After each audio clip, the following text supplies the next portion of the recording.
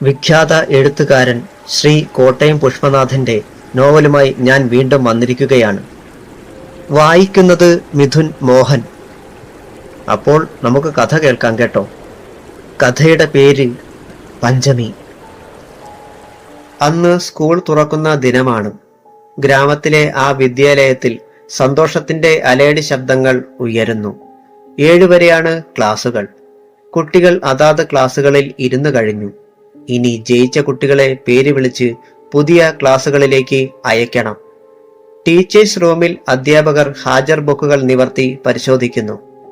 ഈ സമയത്ത് അപരിചിതനായ ഒരാൾ വാതിൽക്കൽ വന്ന് അകത്തേക്ക് നോക്കി നിന്നു. എല്ലാവരുടെയും ദൃഷ്ടി അയാളുടെ നേർക്കായി. കാഴ്ചയിൽ ഒരു സിനിമാ നായകന്റെ ലക്ഷണമുണ്ട്. വെള്ള ഷർട്ടും ചുവപ്പ് വീതി കരയൻ മുണ്ടും ധരിച്ച് ഒരു ബാഗ് തോളിൽ തൂക്കിയിട്ട് അയാൾ അകത്തേക്ക് കണ്ണോടിച്ചു. ഒരു ഇരിപ്പിടം കണ്ടെത്തുകയാണ് ലക്ഷ്യം. മറ്റുള്ള അധ്യാപകർ ചോദ്യരൂപേണ പരസ്പരം നോക്കിയിരിക്കുമ്പോൾ ഒഴിഞ്ഞുകിടന്ന ഒരു കസേരയിൽ അയാൾ ബാഗ് മുന്നിലെ മേശയിൽ വെച്ച ശേഷം ഇരുന്നു. തൊട്ട് ഇടതുവശത്ത് ഉദ്ദേശം 30 വയസ്സിൽ താഴെ പ്രായം തോന്നിക്കുന്ന ഒരു സ്ത്രീ ഇരിക്കുന്നു. എല്ലാവരും മൗനമാണ്. ഒടുവിൽ എപ്പോഴും സംസാരിക്കാൻ ഇഷ്ടപ്പെടുന്ന മാധവൻകുട്ടി സാർ ചോദിച്ചു, ആരാണ് മനസ്സിലായില്ലല്ലോ. ബാഗ് എടുത്ത് താഴെ വെച്ച ശേഷം അയാൾ പറഞ്ഞു, മാഷാണ്, അല്ലാതാരും ഇവിടെ വന്നിരിക്കില്ലല്ലോ. നേരിയ പുഞ്ചിരിയോടെയാണ് പറഞ്ഞതെങ്കിലും ആൾ മോശമല്ലെന്ന് മറ്റുള്ളവർക്ക് തോന്നി. പേര് ചോദിക്കുന്നതിൽ വിരോധമില്ലല്ലോ. ആ വർഷം പെൻഷൻ ആകുന്ന ഗോമതി ടീച്ചർ തിരക്കി. ബാലഗോപാലൻ മാഷ്. മറുപടി കിട്ടി. അറ്റത്ത് വല്ലതുമുണ്ടോ? അല്പം ഫലിതക്കാരനായ നമ്പൂതിരി സാർ ചോദിച്ചു. ഉണ്ട്, നമ്പൂതിരി. അപ്പോൾ ബാലഗോപാലൻ നമ്പൂതിരി സാർ. ഹോ, വലിയ നീളം. നമുക്ക് ബാലൻ സാർ എന്നാക്കിയാലോ? അതുവരെ മൗനമായിരുന്ന മൂസദ് സാർ പറഞ്ഞു. ബാലൻ സാർ എന്നല്ല, ബാലേട്ടൻ എന്ന് പ്രായം കുറവുള്ളവർ വിളിച്ചാലും എനിക്കിഷ്ടം, മാഷ് പറഞ്ഞു. ബാലേട്ടൻ, ബാലേട്ടൻ, ബാലേട്ടൻ. തൊട്ടപ്പുറത്തിരുന്ന വാസന്തി ടീച്ചർ പറഞ്ഞുപോയി, അല്പം ഉച്ചത്തിൽ. അത് കേട്ട് എല്ലാവരും ചിരിച്ചു. വാസന്തി ടീച്ചർ നാണിച്ച് തലകുമ്പിട്ടു. ഇടയ്ക്ക് ചരിഞ്ഞ് ബാലഗോപാലൻ മാഷിനെ നോക്കി. നോക്കുവൊന്നും വേണ്ട, വിളിച്ചോളൂ. ബാലൻ മാഷ് മറുപടി കൊടുത്തു. ആൾ മോശമല്ലെന്ന് എല്ലാവർക്കും തോന്നി. എവിടാ ഇല്ലം? നാരായണൻ നമ്പൂതിരി സാർ ചോദിച്ചു. അങ്ങ് വടക്ക, കണ്ണൂര്. അതെന്താ ഇവിടെ വരാൻ കാരണം? ഇവിടെ അടുത്തൊരു സ്കൂളിലെ മാഷിനെ അങ്ങോട്ട് വരണമെന്ന് പറഞ്ഞു. ഞാനങ്ങ് സമ്മതിച്ചു. ഇവിടെ ഒരു വേക്കൻസി ഉണ്ടെന്ന് ഞാൻ അറിഞ്ഞു. അത് ചോദിച്ചു വാങ്ങിയതാ. അതെന്താ ഇവിടുത്തെ പ്രത്യേകത? മാധവൻകുട്ടി സാർ. അങ്ങനെയൊന്നുമില്ല. ഗ്രാമമാണ് എനിക്കിഷ്ടം. പിന്നെ ഞങ്ങളുടെ ഇല്ലത്തിനടുത്തുള്ളതുപോലെ കാവും പുഴയും മറ്റും ഇവിടെ ഉണ്ടെന്ന് അറിഞ്ഞു. ഞാനൊരു ഊര് ചുറ്റിയ. ഇത് 8ാമത്തെ ഇരിപ്പിടമാ. ആള് കൊള്ളാമല്ലോ. അവിടെ ഇല്ലത്ത് കാവും മറ്റും ഇല്ലേ? നമ്പൂതിരി സാർ. ഉണ്ട്. ഞങ്ങളുടെ പുരയിടത്തിന്റെ 2 അറ്റത്തായി 2 കാവുകൾ ഉണ്ട്. ഇല്ലത്തിന്റെ പേര് പനവേലിക്കളത്തില്ലം. അത് ഞാൻ കേട്ടിട്ടുണ്ടേ. അതുവരെ എല്ലാം കേട്ടിരുന്ന കോവിലകം സാർ പറഞ്ഞു. കോവിലകം വടക്കുള്ളതാണ്. വേളി കഴിച്ച് ഈ നാട്ടിൽ വന്നതാണ്. നിങ്ങളൊക്കെ അവിടെ നാട് ഭരിച്ചിരുന്ന നാടുവാഴിയുടെ മന്ത്രിമാരല്ലായിരുന്നോ? അത് പണ്ട്. എങ്കിലും സ്ഥലങ്ങളെല്ലാം പോയിട്ടില്ല. പക്ഷേ എനിക്ക് ജോലി ചെയ്ത് ജീവിക്കണമെന്ന ആഗ്രഹം. അതുകൊണ്ടാ ഈ പണി തെരഞ്ഞെടുത്തത്. ബെല്ലടിക്കാൻ ഇനി അല്പസമയം കൂടിയുണ്ട്. ഈ സമയം മധ്യവയസ്കനായ ഒരാൾ തോൾ സഞ്ചിയും തൂക്കിയിട്ട് അകത്തേക്ക് വന്ന് ചുവരോട് ചേർത്തിട്ടിരുന്ന കസേരയിൽ ഇരുന്നു. മുന്നിൽ മേശയും ഉണ്ട്. ഉടനെ എല്ലാവരും ചാടി എണീറ്റ് നമസ്കാരം പറഞ്ഞു. ബാലഗോപാലൻ മാഷ് മാത്രം എണീറ്റില്ല. മേശ തുറന്ന് അതിൽ നിന്ന് ഒരു ചോക്ക് തുണ്ടെടുത്ത് മേശപ്പുറത്ത് ഒരു ചിത്രം വരച്ചു കൊണ്ടിരുന്നു. എല്ലാവരും ഇരിക്കൂ. അദ്ദേഹം പറഞ്ഞ ഉടനെ അധ്യാപകർ പതുക്കെ ഇരുന്നു. എന്നെ മനസ്സിലായി കാണില്ലെന്ന് തോന്നുന്നു. ബാലഗോപാലൻ മാഷിനെ നോക്കി അദ്ദേഹം പറഞ്ഞു. മനസ്സിലായി, ഒരു മാന്ത്രികൻ. മറുപടി. ഇതെങ്ങനെ മനസ്സിലാക്കി? നിങ്ങൾ ആരാ? ഞാൻ ബാലൻ മാഷ്. നിങ്ങളുടെ വാവലിന്റെ ചിറക് പോലുള്ള കൂട്ടുപുരികവും അതിന് നടുവിൽ കഴുകന്റെ ചുണ്ടുപോലുള്ള നാസികയും വീതി കുറഞ്ഞ നെറ്റിയും വലിയ ചുവന്ന സിന്ദൂര പൊട്ടും കണ്ടപ്പോൾ അങ്ങനെ തോന്നി. എന്താ, ശരിയല്ലേ? വിക്രമൻ നമ്പൂതിരി സാർ എന്ത് ചെയ്യണമെന്നറിയാതെ പരുങ്ങി. ഒരു പരിചയവും ഇല്ലാത്ത ഒരാൾ തന്റെ ജാതകം മുഴുവൻ പറഞ്ഞിരിക്കുന്നു. ഇയാൾ ആര്? അദ്ദേഹം അത്ഭുതപ്പെട്ടു. ഇത്രയും പറഞ്ഞ സ്ഥിതിക്ക് ഒരു മത്സരം? വിക്രമൻ നമ്പൂതിരി സാർ സഞ്ചിയിൽ നിന്ന് ഒരു നാണയം എടുത്തു പൊക്കിയിട്ട് മേശപ്പുറത്ത് കൈയമർത്തി. ഈ നാണയം എന്തെന്ന് പറയാമോ? 2009 5 രൂപ നാണയം. അതിലൊരു സമുദായ നായകന്റെ ചിത്രമുണ്ട്. വിക്രമൻ നമ്പൂതിരി സാർ നാണയം എടുത്തു നോക്കി. ശരിയാണ്. ഇതെങ്ങനെ അയാൾ അറിഞ്ഞു? ഇങ്ങനെ മനസ്സിൽ മന്ത്രിച്ചുകൊണ്ട് ആ നാണയം വീണ്ടും പൊക്കിയിട്ട് കൈയമർത്തി.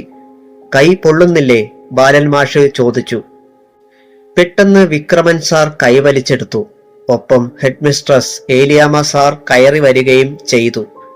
ഏലിയാമ്മ സാർ ആ അപ്പർ പ്രൈമറി സ്കൂളിലെ ഹെഡ്മിസ്ട്രസ്സായി വന്നിട്ട് കൊല്ലം 7 കഴിഞ്ഞു. ആ നാട്ടുകാരിയാണ്. എല്ലാവർക്കും അവരെ വലിയ കാര്യമാണ്. ഭർത്താവും അധ്യാപകൻ ആയിരുന്നു. ഇപ്പോൾ പെൻഷനായി കഴിഞ്ഞു. ഏലിയാമ്മ സാർ ഇനി 2 കൊല്ലം കൂടി തുടരും. അവർ കയറി വന്നിട്ടും അധ്യാപകരുടെ എല്ലാ നോട്ടം ഗോപാലൻ മാഷിലായിരുന്നു.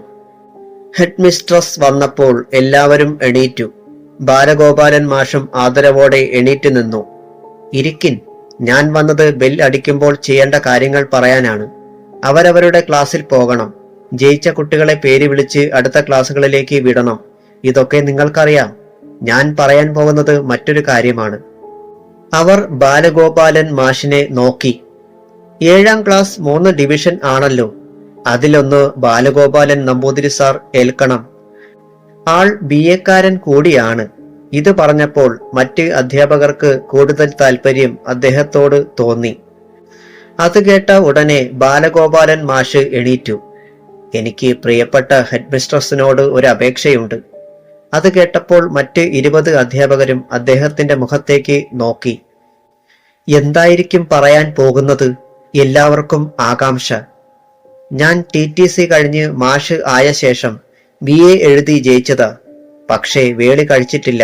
അതുകൊണ്ട് കുട്ടികളും ഇല്ല. എന്താണ് ഈ ബാലൻ മാഷ് പറഞ്ഞു വരുന്നത്? മറ്റു ടീച്ചർമാർ പരസ്പരം നോക്കി. അദ്ദേഹം പറയുന്നത് യാതൊരു ബന്ധവും ഇല്ലാത്ത കാര്യങ്ങളാണ്. ഞാൻ മുഴുവൻ പറഞ്ഞു തീരട്ടെ. അത് കഴിഞ്ഞ് നിങ്ങൾ ചോദ്യചിഹ്നം കണ്ണുകളിൽ വരുത്ത്. എങ്കിൽ പറയൂ മാഷേ. കോവിലകം സാർ.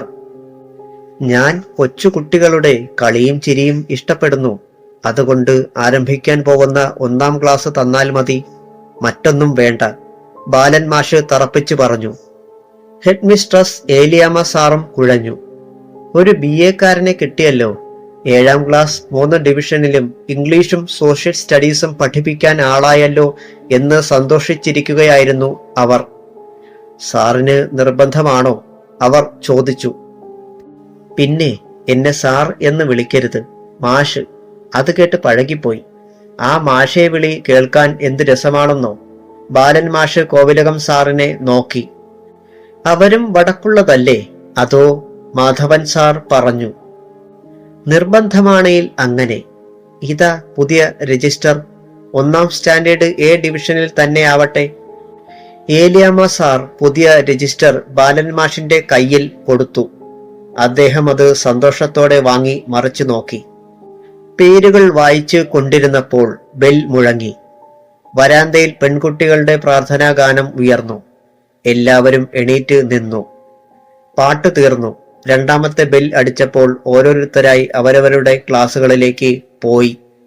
ബാലൻ മാഷ് ബുക്കുമായി എണീറ്റു. അപ്പോൾ പ്യൂൺ ജനാർദ്ദനൻ വന്ന് അദ്ദേഹത്തെ 1ാം ക്ലാസ്സിലേക്ക് കൂട്ടിക്കൊണ്ട് പോയി.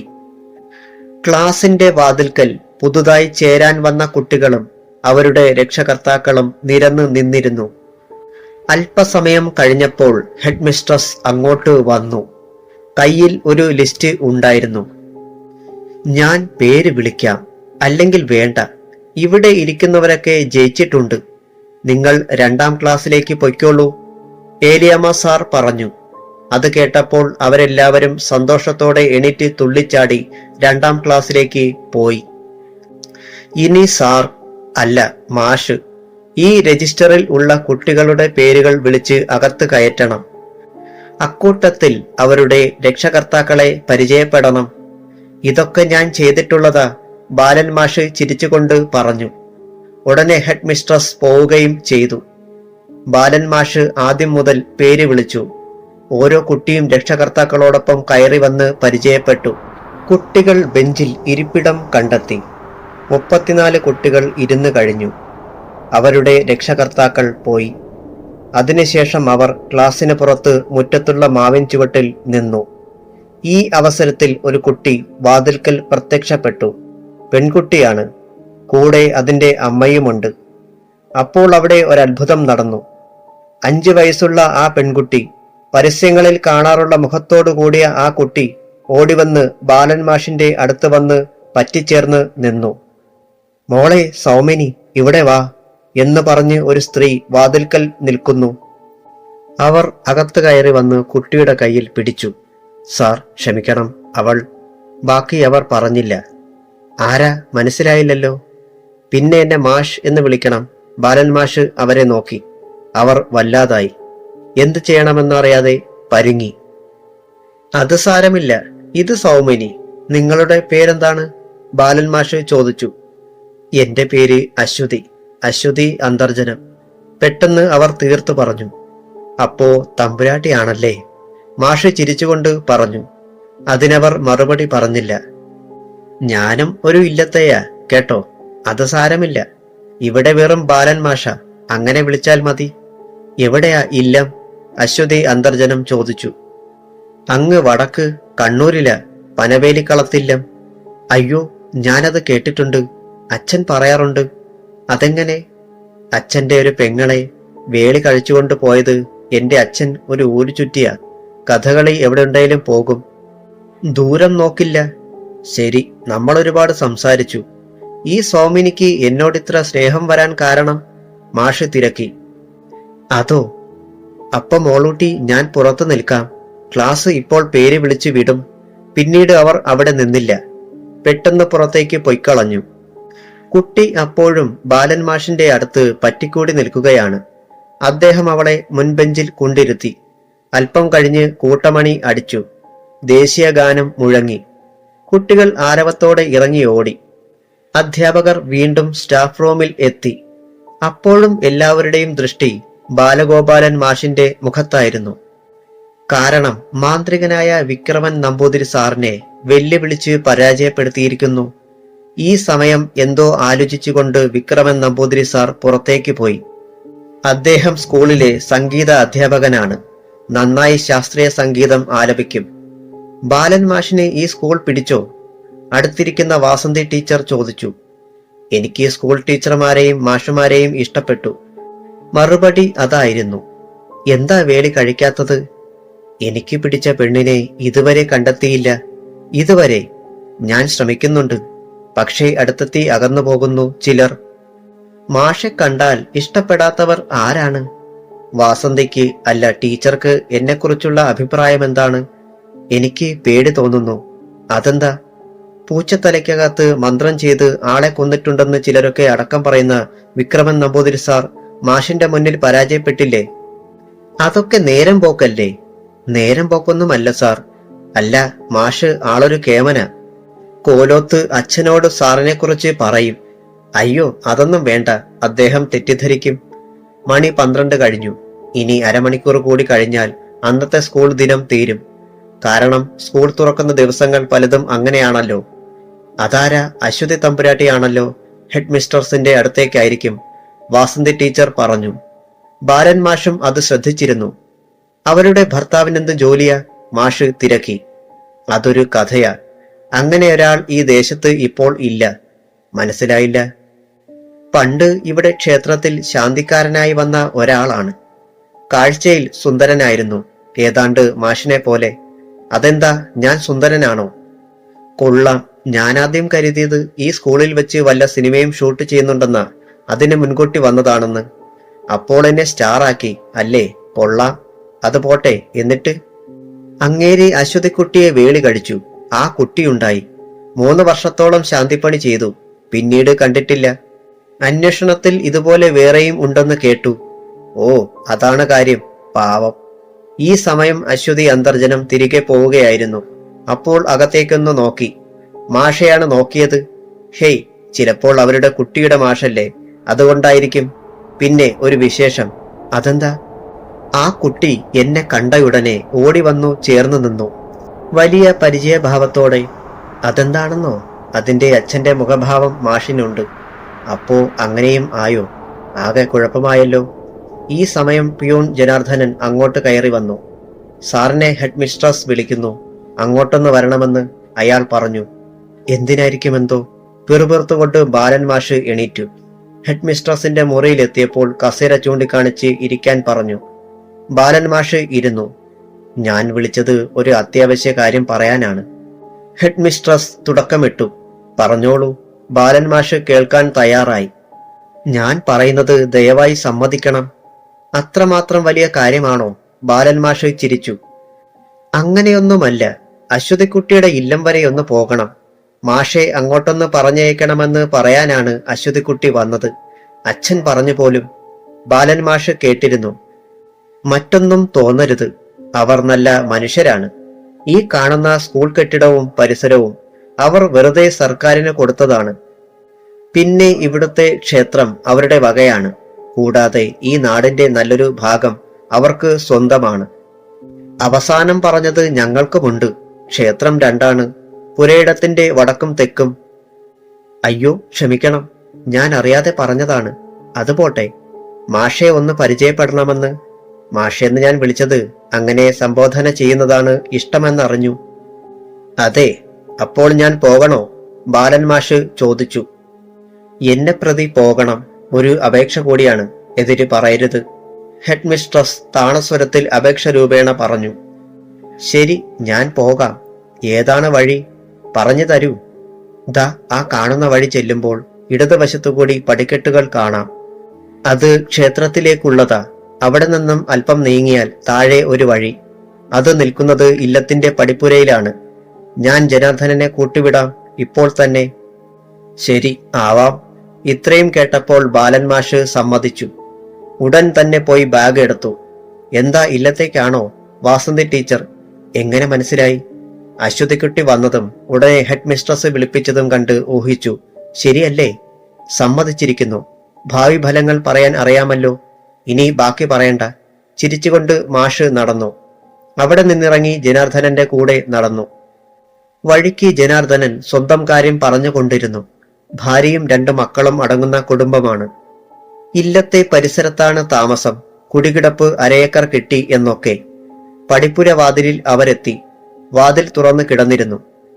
അശ്വതിക്കുട്ടിയും മകളും കാത്തു നിന്നിരുന്നു പടിപ്പുര വാതിലിൽ. ശരി ജനാർദ്ദന, ബാലൻ മാഷ് പറഞ്ഞു. പടിപ്പുര കടന്ന് മുറ്റത്ത് ചെന്നു. കിഴക്കോട്ട് ദർശനമുള്ള ഇല്ലം. മുറ്റത്ത് അറവാതിലിനോട് അല്പം വടക്കോട്ട് മാറി തുളസിത്തറ. തുളസിത്തറയിൽ ഇലകൾ ചലിക്കുന്നു. പുതിയ തളിരിലകൾ ധാരാളമുണ്ട്. വരാന്തയിൽ ചാരുകസേരയിൽ ഇരുന്ന തിരുമേനി എണീറ്റു. വരൂ വരൂ ബാലൻ മാഷെ, ഇരുന്നാലും, അദ്ദേഹം സന്തോഷത്തോടെ വിളിച്ചു. വരാന്തയ്ക്ക് താഴെ ഇളം തിണ്ണയിൽ ചെരുപ്പഴിച്ചു വെച്ചു. തുടർന്ന് ബാലൻ മാഷ് ബാഗ് ചാരുബെഞ്ചിൽ വെച്ച ശേഷം ഇരുന്നു. അപ്പോഴേക്കും അകത്തളത്തിലേക്കുള്ള വാതിലിൽ രേവതി അന്തർജനം വന്നു നിന്നു. അവർ അത്ഭുതത്തോടെ ബാലൻ മാഷെ നോക്കി. മോളുട്ടി പറഞ്ഞതുപോലെ തന്നെ. അവർ ചിരിച്ചുകൊണ്ട് പറഞ്ഞു. എന്ത്? മുൻ പരിചയമുള്ളതുപോലെ ബാലൻ മാഷ് ചോദിച്ചു. മോളൂട്ടിക്ക് മാഷെ ഇഷ്ടമാണെന്ന്. അത് കേൾക്കാത്ത താമസം മോളൂട്ടി അശ്വതിക്കുട്ടിയുടെ അടുത്തു നിന്നും ഓടി വന്ന് ബാലൻ മാഷിന്റെ അടുത്ത് പറ്റിച്ചേർന്ന് നിന്നു. കണ്ടോ കണ്ടോ, ഞാൻ പറഞ്ഞത് ശരിയല്ലേ? അവർ സന്തോഷത്തോടെ പറഞ്ഞു. ബാലൻ മാഷ് കുട്ടിയുടെ ശിരസിൽ തലോടി. എന്നിട്ട് തന്നിലേക്ക് അടുപ്പിച്ച് നിർത്തി. നേരം ഉച്ചയായി. ഇനി നമുക്ക് ഭക്ഷണം കഴിഞ്ഞ് സംസാരിക്കാം. അതല്ലേ നല്ലത്? തിരുമേനി ചോദിച്ചു. വിരോധമില്ല, ആവാം. പിന്നെ ഒരു കാര്യം, എനിക്കൊന്ന് മേല് കഴുകണം. ഇവിടെ കുളമുണ്ടോ? ബാലൻ മാഷ് ചോദിച്ചു. അതാ തെക്ക് വശത്ത് കുളമുണ്ട്. അതല്ലെങ്കിൽ കുളിപ്പുരയുണ്ട്. എങ്കിൽ കുളിപ്പുരയിലാവാം. പൈപ്പും മറ്റും ഉണ്ട്, സൗകര്യമാ, തിരുമനസ് പറഞ്ഞു. ബാലൻ മാഷ് കുളിപ്പുരയിലേക്ക് പോയി. അല്പം കഴിഞ്ഞ് കുളി കഴിഞ്ഞെത്തി. അപ്പോഴേക്കും അകത്തളത്തിൽ ഊണുമേശയിൽ തിരുമേനിക്കും ബാലൻ മാഷിനും ഇലയിൽ ചോറ് വിളമ്പി വെച്ചിരുന്നു. രണ്ടാളും ഉണ്ണാനിരുന്നു. 4-5 കൂട്ടം കറികളും വലിയ പപ്പടവും ചെറിയ പപ്പടവും എല്ലാം ഉണ്ട്.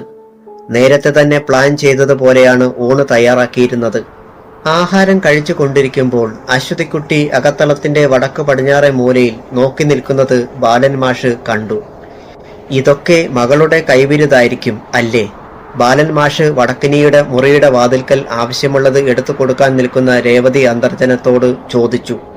എങ്ങനെ മനസ്സിലായി? അവർക്ക് അത്ഭുതം തോന്നി. അതോ, ഞങ്ങൾ കഴിക്കുന്നത് ഒരാൾ കൗതുകത്തോടെ നോക്കി നിൽക്കുന്നുണ്ട്, ബാലൻ മാഷ് പുഞ്ചിരിയോടെ പറഞ്ഞു. ഉടനെ അശ്വതിക്കുട്ടി അവിടെ നിന്നും മാറിക്കളഞ്ഞു. ആരാ? ഞാൻ ആരെയും കാണുന്നില്ലല്ലോ, അമ്മ പറഞ്ഞു. മറഞ്ഞു മേഘങ്ങൾക്കിടയിൽ. അത് കേട്ടപ്പോൾ ആളൊരു ഫലിതപ്രിയനാണെന്ന് എല്ലാവർക്കും തോന്നി. ഭക്ഷണം കഴിഞ്ഞ് വാസുദേവൻ നമ്പൂതിരിയും ബാലൻ മാഷും വരാന്തയിൽ വന്നിരുന്നു. ആ സമയം അമ്മയും അശ്വതിക്കുട്ടിയും സൗമിനിയും ആഹാരം കഴിക്കാൻ തുടങ്ങി. പല കാര്യങ്ങളും അവർ സംസാരിച്ചു. അപ്പോൾ ഞാനൊന്ന് പറയട്ടെ, മാഷിന് ആ ചാവടി പോരെ താമസിക്കാൻ? കാരണവർ ചോദിച്ചു. പോരാ, ഞാൻ ശാന്തിമഠം ഒഴിവാണെങ്കിൽ അവിടെ കൂടിക്കൊള്ളാം. ക്ഷേത്രത്തിൽ ശാന്തിയും നടത്താം. എന്താ? വളരെ സന്തോഷമാ. ഞാൻ രാമൻ നായരെ വിളിച്ച് അവിടമൊക്കെ വൃത്തിയാക്കാൻ പറയാം. ഉടനെ ബാല്യക്കാരിയെ കൊണ്ട് രാമൻ നായരെ വിളിച്ചു വരുത്തി അതിനുള്ള ഏർപ്പാടുകൾ ചെയ്തു. പിന്നെ പ്രഭാത ഭക്ഷണം, ഉച്ചഭക്ഷണം, വൈകുന്നേരത്തെ കാപ്പി എല്ലാം ഇവിടുന്ന് തിരുമേനി പറഞ്ഞു. സമ്മതിച്ചു. വളരെ നല്ലത്. എങ്കിൽ ദീപാരാധന ഞാൻ തന്നെയാവാം. വേറെ ശാന്തിയുണ്ടോ? ഇല്ല, ഞാൻ തന്നെയാണ്. എങ്കിൽ അമ്മാവനൊന്ന് വിശ്രമിക്കേ. അപ്പോൾ ഞാൻ ഇറങ്ങട്ടെ. ക്ഷേത്രവും പരിസരവും കണ്ടിട്ട് ശാന്തിമഠത്തിൽ കയറാം. നല്ലത്. അപ്പോഴേക്കും രേവതി അന്തർജനവും മകളും സൗമിനിയും വന്നു. ബാലൻ മാഷ് പടിപ്പുര കടന്ന് കാവിന് നേരെ നടന്നു. ശാന്തിമഠം ബാലൻ മാഷിന് ഇഷ്ടപ്പെട്ടു. രാത്രി ഭക്ഷണം സ്വയം പാകം ചെയ്തു കഴിച്ചു അവിടെ കിടന്നു. അർദ്ധരാത്രിയായി. പാതി ഉറക്കത്തിലേക്ക് വഴുതി വീണപ്പോൾ വാതിലിൽ ആരോ തട്ടി. ആരാത്? ബാലൻ മാഷ് ഞെട്ടി ഉണർന്ന് ചോദിച്ചു. ഞാൻ, പഞ്ചമി. വാതിൽ തുറക്ക്. പഞ്ചമിയോ? അതാര്? അതൊക്കെ ഞാൻ പറഞ്ഞു മനസ്സിലാക്കാം. അപരിചിതമായ ഒരു സ്ത്രീ സ്വരം. എന്തും വരട്ടെ എന്ന് കരുതി ബാലൻ മാഷ് എണീറ്റ് വാതിൽ തുറന്നു. ദേവദത്തൻ അല്ലേ? ഒരു മാറ്റവും ഇല്ല. പഞ്ചമി പറഞ്ഞു. ഞാൻ ദേവദത്തനല്ല, ബാലൻ മാഷ് ആണ് ഇപ്പോൾ. പക്ഷേ 1000 ദിവ്യ സംവത്സരങ്ങൾക്ക് മുൻപ് നിങ്ങൾ ദേവദത്തൻ എന്ന ദേവശില്പി. പഞ്ചമി തുടർന്ന് പറഞ്ഞു. പുറത്ത് പൂർണ്ണചന്ദ്രൻ പ്രഭ വിതറുന്നു. ബാലൻ മാഷ് ആകെ കുഴപ്പത്തിലായി. എനിക്ക് ഓർമ്മയില്ല. ഞാൻ മനുഷ്യനാണ്, വെറും മനുഷ്യൻ. നീ ആര്? ഈ അർദ്ധരാത്രിയിൽ എന്നെ കബളിപ്പിക്കാൻ വന്നതാണോ? ഇതിനു മുമ്പ് ഇവിടെ താമസിച്ചിരുന്ന ശാന്തിക്കാരനെ നീ കണ്ടിട്ടുണ്ടോ? മാഷ് ചോദിച്ചു. ഞാൻ ആദ്യമായിട്ടാണ് ഈ ശാന്തിമഠത്തിൽ വന്നത് തന്നെ. എന്നെ നിങ്ങൾക്കിപ്പോഴും മനസ്സിലായില്ലല്ലോ. കഷ്ടം, അവൾ വിതുമ്പി. പറയൂ, നീ ആരാണ്? ആദ്യം നിങ്ങൾ ആരാണെന്ന് ഞാൻ പറയാം. നിങ്ങൾ ദേവദത്തൻ എന്ന ദേവശില്പി. നിങ്ങളാണ് ഇന്ദ്രസദസ്സിലെ 2 പ്രധാന തൂണുകളിൽ തങ്കച്ചരാതുകൾ ഏന്തിയ അപ്സരസുകളെ കൊത്തിയത്. ഞാനോ? ഈ പെണ്ണ് എന്താണ് പറഞ്ഞു വരുന്നത്? ഞാൻ പറയുന്നത് ശരിയാണ്. നിങ്ങളല്ലേ എന്റെ ശില കൊത്തിയത്? അതാ ആ ഉപക്ഷേത്രത്തിലെ ഉള്ള ശിലാരൂപം. ഞാനോ? കൊള്ളാമല്ലോ. എങ്കിൽ ഞാൻ പറയാം, കേട്ടോളൂ. വരൂ, നമുക്ക് ആ ആൽത്തറയിൽ ഇരിക്കാം. അവൾ ക്ഷണിച്ചു. ഏതായാലും പോവുക തന്നെയെന്ന് കരുതി ബാലൻ മാഷ് അവളുടെ പിന്നാലെ നടന്നു. അവർ ആൽത്തറയിൽ ഇരുന്നു. ഇനി ഞാൻ പറയാം. പണ്ട് സ്വയംഭൂവായ ഈ ക്ഷേത്രത്തിൽ ദേവി എങ്ങനെ പ്രത്യക്ഷമായി എന്ന് നിങ്ങൾക്കറിയുമോ? ഇല്ല. എങ്കിൽ പറയാം. ഈ കുന്നിന്റെ മധ്യത്തിൽ ഒരു കൂറ്റൻ വടവൃക്ഷം ഉണ്ടായിരുന്നു. ഒരു രാത്രി, ദുർഗാഷ്ടമി നാളിൽ, അതിഭയങ്കരമായ ഒരു ഇടിവെട്ടലും മിന്നൽ പിണറും ഉണ്ടായി. ഇത്രയും പറഞ്ഞ് അവൾ കാവിലേക്ക് നോക്കി. ആ വടവൃക്ഷം 2ആയി പിളർന്നു വീണു. അതിൽ ദേവിയുടെ ശിലാരൂപം ഉണ്ടായിരുന്നു. അങ്ങനെ 2 നൂറ്റാണ്ട് കഴിഞ്ഞു. അക്കാലത്ത് ഈ സ്ഥലം വിജനമായിരുന്നു. ആ പഴയ രംഗം വീണ്ടും കൺമുന്നിൽ കാണുന്ന പോലെ പഞ്ചമി ഓർത്തിരുന്നു. എന്നിട്ട് ബാക്കി പറയൂ, എനിക്ക് കേൾക്കാൻ ധൃതിയാവുന്നു, ബാലൻ മാഷ് നിർബന്ധിച്ചു. അങ്ങനെയിരിക്കെ ഒരു നാൾ ഞാൻ മേഘങ്ങളിൽ കൂടി പറന്ന് കളിക്കുമ്പോൾ ഈ സ്ഥലം കണ്ടു. ഞാൻ താഴെയെത്തി. ദേവിയുടെ ജ്യോതിസ് പരക്കുന്ന രൂപം കണ്ടു. ഞാൻ ദേവിയുടെ മുന്നിൽ നൃത്തം ചെയ്തു. വളരെ രസകരമായ ആ കഥ ബാലൻ മാഷ് കേട്ടിരുന്നു. അപ്പോൾ ആലിലകൾ കാറ്റിൽ താളമടിച്ചു, രാപ്പക്ഷികൾ നൃത്തത്തിനൊത്ത് ചിലച്ചു. പിന്നീട് അത് പതിവായി. അങ്ങനെ ഒരു നാൾ അവൾ മാഷിനെ നോക്കി. ഒരു രാത്രി ഗന്ധർവയാമത്തിൽ ആകാശമാർഗേന സഞ്ചരിച്ചിരുന്ന ദേവദത്തൻ എന്ന ഗന്ധർവൻ, അതായത് നിങ്ങളുടെ മുൻജന്മം, ഇവിടേക്ക് വന്നു. അതും പതിവായി. ഒരു സ്വപ്നത്തിലെന്ന പോലെ ബാലൻ മാഷ് അത് കേട്ടിരുന്നു. അങ്ങനെയിരിക്കുമ്പോൾ അയാളുടെ ഉള്ളിന്റെ ഉള്ളിൽ ചില കാഴ്ചകൾ നാമ്പെടുത്തു. അതായത് പഞ്ചമി പറഞ്ഞ കാര്യങ്ങൾ. ദാ ആ ഉപക്ഷേത്രം നിലകൊള്ളുന്ന സ്ഥാനത്ത് അവൾ കൈ ചൂണ്ടി. ബാലൻ മാഷ് അങ്ങോട്ട് കണ്ണോടിച്ചു. അന്ന് ദീപാരാധന നടത്തിയപ്പോൾ ആ ഉപക്ഷേത്രത്തിന്റെ വാതിൽ തുറന്നതാണ് വിളക്ക് കൊളുത്തുവാൻ. അതിനുള്ളിൽ ഒരു ദേവയക്ഷിയുടെ ശിലാരൂപമുണ്ട്. അവിടെ ഒരു കരിങ്കല്ല് തറയിൽ നിന്ന് മുകളിലേക്ക് ഉയർന്നു നിൽപ്പുണ്ടായിരുന്നു. ഒരിക്കൽ നിങ്ങൾ ദേവദത്തൻ എന്റെ രൂപം ആ ശിലയിൽ കൊത്തുമെന്ന് പറഞ്ഞു. നിങ്ങൾ ഒരു ശുഭമുഹൂർത്തത്തിൽ അത് ആരംഭിച്ചു. ഒരു സ്വപ്നത്തിൽ എന്നതുപോലെ ബാലൻ മാഷ് അവൾ പറയുന്നത് കേട്ടിരുന്നു. അങ്ങനെ ആ ശില പൂർണ്ണതയിൽ എത്തിയപ്പോൾ ഞാൻ ദേവിയുടെ തോഴിയായി ആവേശിച്ചു കൂടിയിരുന്നു. ആ പഞ്ചമിയാണ് ഞാൻ. പിന്നീട് ഇവിടെ ക്ഷേത്രം വന്നു, മറ്റു ഉപക്ഷേത്രങ്ങൾ ഉണ്ടായി, ഒപ്പം ജനവാസം കൂടി വന്നു. പഞ്ചമി പറയുന്നത് മനുഷ്യനായ എനിക്ക് ഉൾക്കൊള്ളാൻ കഴിയുന്നില്ല. എങ്കിലും പഞ്ചമിയെ ഞാൻ വിശ്വസിക്കുന്നു. ബാലൻ മാഷ് എണീറ്റു. എന്തേ, പോവാണോ? പഞ്ചമിയും എണീറ്റു. അതെ, ഗന്ധർവയാമം അവസാനിക്കാറായി. രാപ്പക്ഷി ചിലച്ചത് കേട്ടില്ലേ? അപ്പോൾ നിങ്ങൾ ആരായിരുന്നുവെന്ന് ഇപ്പോൾ നിങ്ങൾക്ക് മനസ്സിലായില്ലേ? ശരി, ഇനി നമുക്കെല്ലാം കാണാമല്ലോ. ഞാനും പോണു. അവൾ നടന്നു. ഉപക്ഷേത്രത്തിനടുത്തെത്തി. അകത്തേക്ക് മറഞ്ഞു. ബാലൻ മാഷ് എണീറ്റ് ശാന്തി മഠത്തിലേക്ക് നടന്നു. വളരെ വൈകിയാണ് ഉറങ്ങിയത്. എങ്കിലും നിർമ്മാല്യ പൂജയ്ക്ക് രാവിലെ തന്നെ എണീറ്റ് കുളിച്ചു. ദേവീ പൂജ കഴിഞ്ഞ് പഞ്ചമിയുടെ ഉപക്ഷേത്രത്തിലെത്തിയപ്പോൾ ആ ശിലാരൂപത്തിന്റെ മുഖത്തേക്ക് നോക്കി. അവൾ പുഞ്ചിരിക്കുന്നത് പോലെ തോന്നി. ഇല്ലത്തെ തിരുമേനി പറഞ്ഞതനുസരിച്ച് രാവിലത്തെ ആഹാരം കഴിക്കാൻ അവിടെ എത്തി. അശ്വതിക്കുട്ടിയും സൗമിനിയും നിർമ്മാല്യം തൊഴാൻ എത്തിയിരുന്നു. ആവി പറക്കുന്ന ഇഡ്ഡലിയും തേങ്ങാ ചമ്മന്തിയും അവിടുത്തെ പശുവിനെ കറന്ന പാൽ ചേർത്ത ചായയും ആയിരുന്നു രാവിലത്തെ ഭക്ഷണം. ചമ്മന്തി അരച്ചത് അശ്വതിക്കുട്ടിയായിരുന്നു. അന്ന് സ്കൂളിൽ എത്തിയപ്പോൾ അധ്യാപകർക്ക് ബാലൻ മാഷിനോട് കൂടുതൽ ബഹുമാനം തോന്നി. കാരണം നിർമ്മാല്യം തൊഴാൻ വളരെ പേർ ഉണ്ടായിരുന്നു. ദീപാരാധനയ്ക്ക് തലേന്ന് വന്നവർ പറഞ്ഞ് പലരും വിവരം അറിഞ്ഞിരുന്നു. പുതിയ പൂജാരി വന്നിരിക്കുന്നു. കാഴ്ചയിൽ സിനിമാ നായകനെ പോലെ തോന്നിക്കുന്ന ആൾ മാത്രമല്ല, ഇതിനു മുമ്പ് 3 വർഷം അവിടെ ശാന്തി നോക്കിയിരുന്ന ആളുടെ സാമ്യത്തിലുള്ള ഒരാളും കൂടി. അപ്പോൾ ശാന്തി കൂടിയാണല്ലേ? വാസന്തി ടീച്ചർ ചോദിച്ചു. എന്നിട്ട് കാവിൽ തൊഴാൻ കണ്ടില്ലല്ലോ.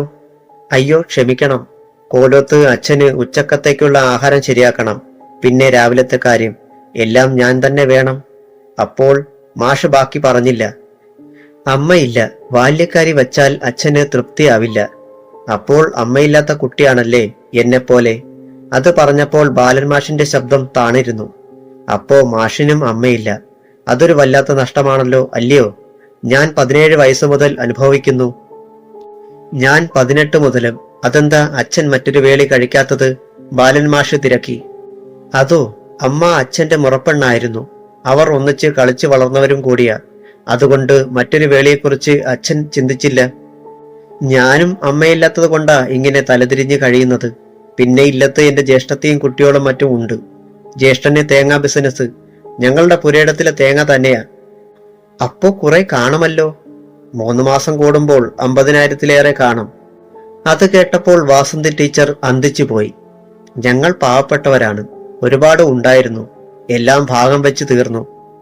പിന്നെ കാരണവന്മാരുടെ സുഖം തേടിയുള്ള പോക്കിൽ ബാക്കിയും നഷ്ടപ്പെടുകയും ചെയ്തു. ചിലരൊക്കെ അങ്ങനെയാ. ഈ സമയം മാന്ത്രികൻ വിക്രമൻ നമ്പൂതിരി വന്ന് കയറി. എല്ലാവരും എണീറ്റു, ബാലൻ മാഷ് ഒഴികെ.